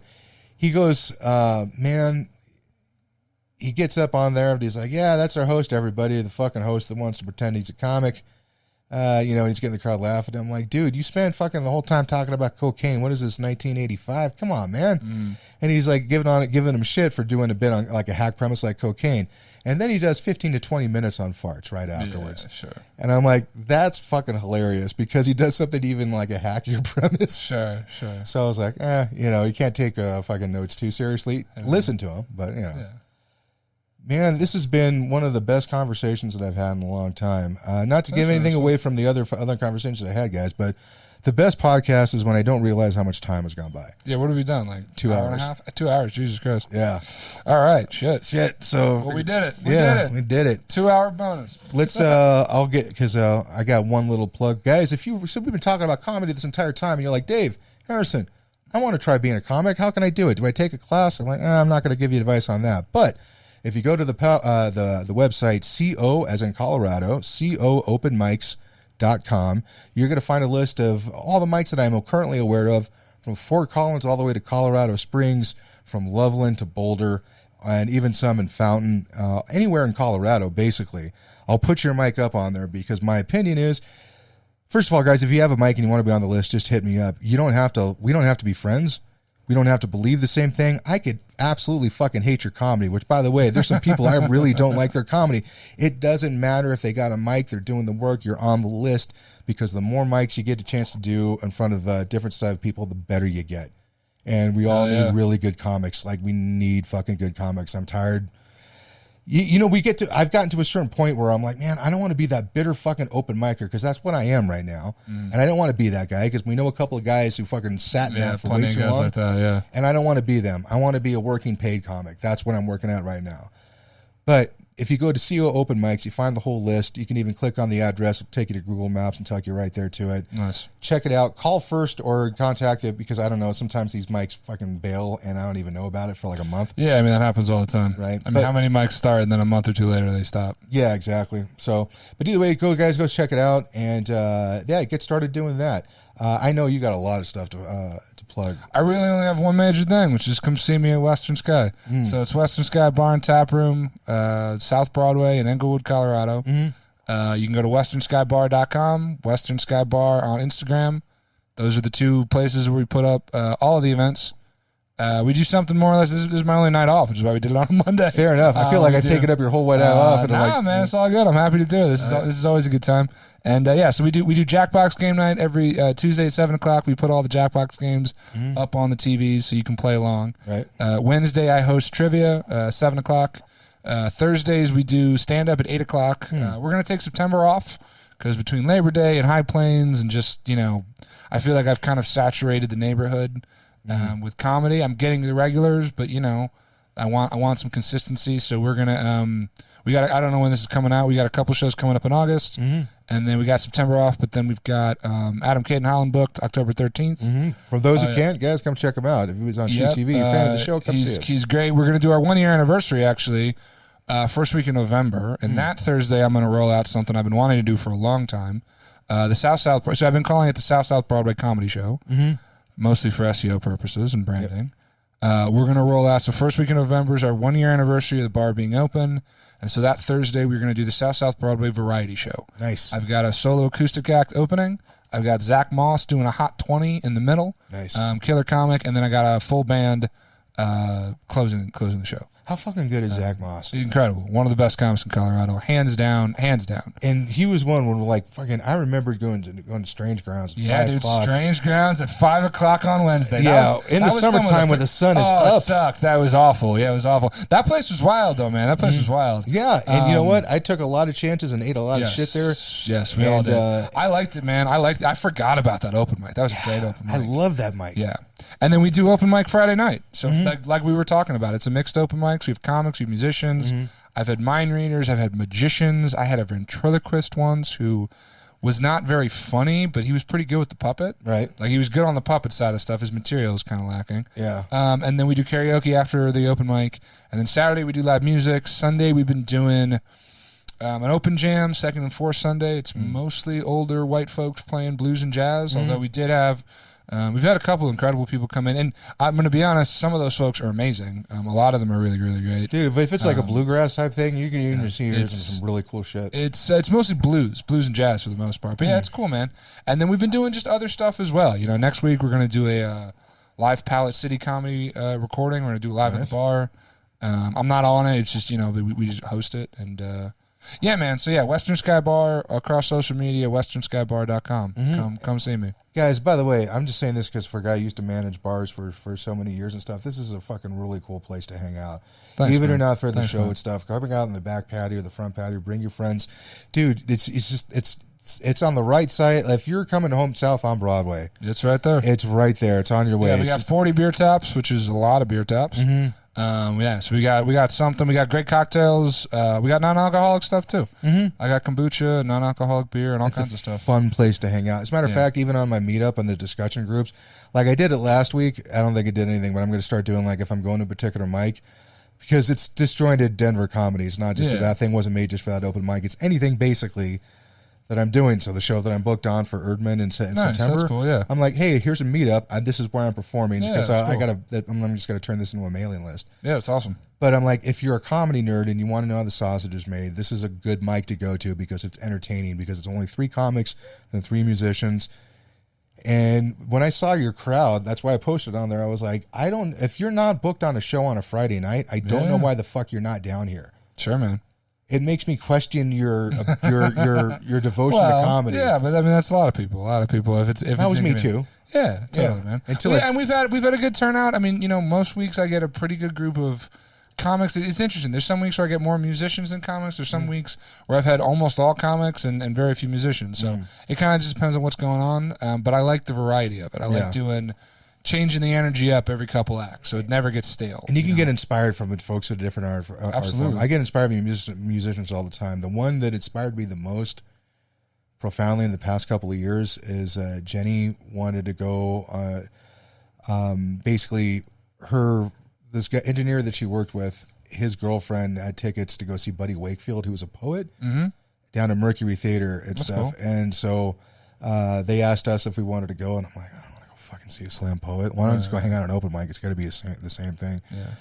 His work really, really moved me. Yeah, it's cool, man. And it changed the way that I thought what you can do with words, and even I don't know how it would with comedy, but I'm like, I got really inspired by poetry. How fucking weird is that? No, man. You know what I mean? Words. Or you hear somebody's original song on a Friday night, you get totally inspired, and you're like, fuck yeah, let's do it. So, hell yeah. But I want to say thank you so much for coming by, man. Yeah, man. This whole thing has been fantastic, guys. Western Sky Brewery.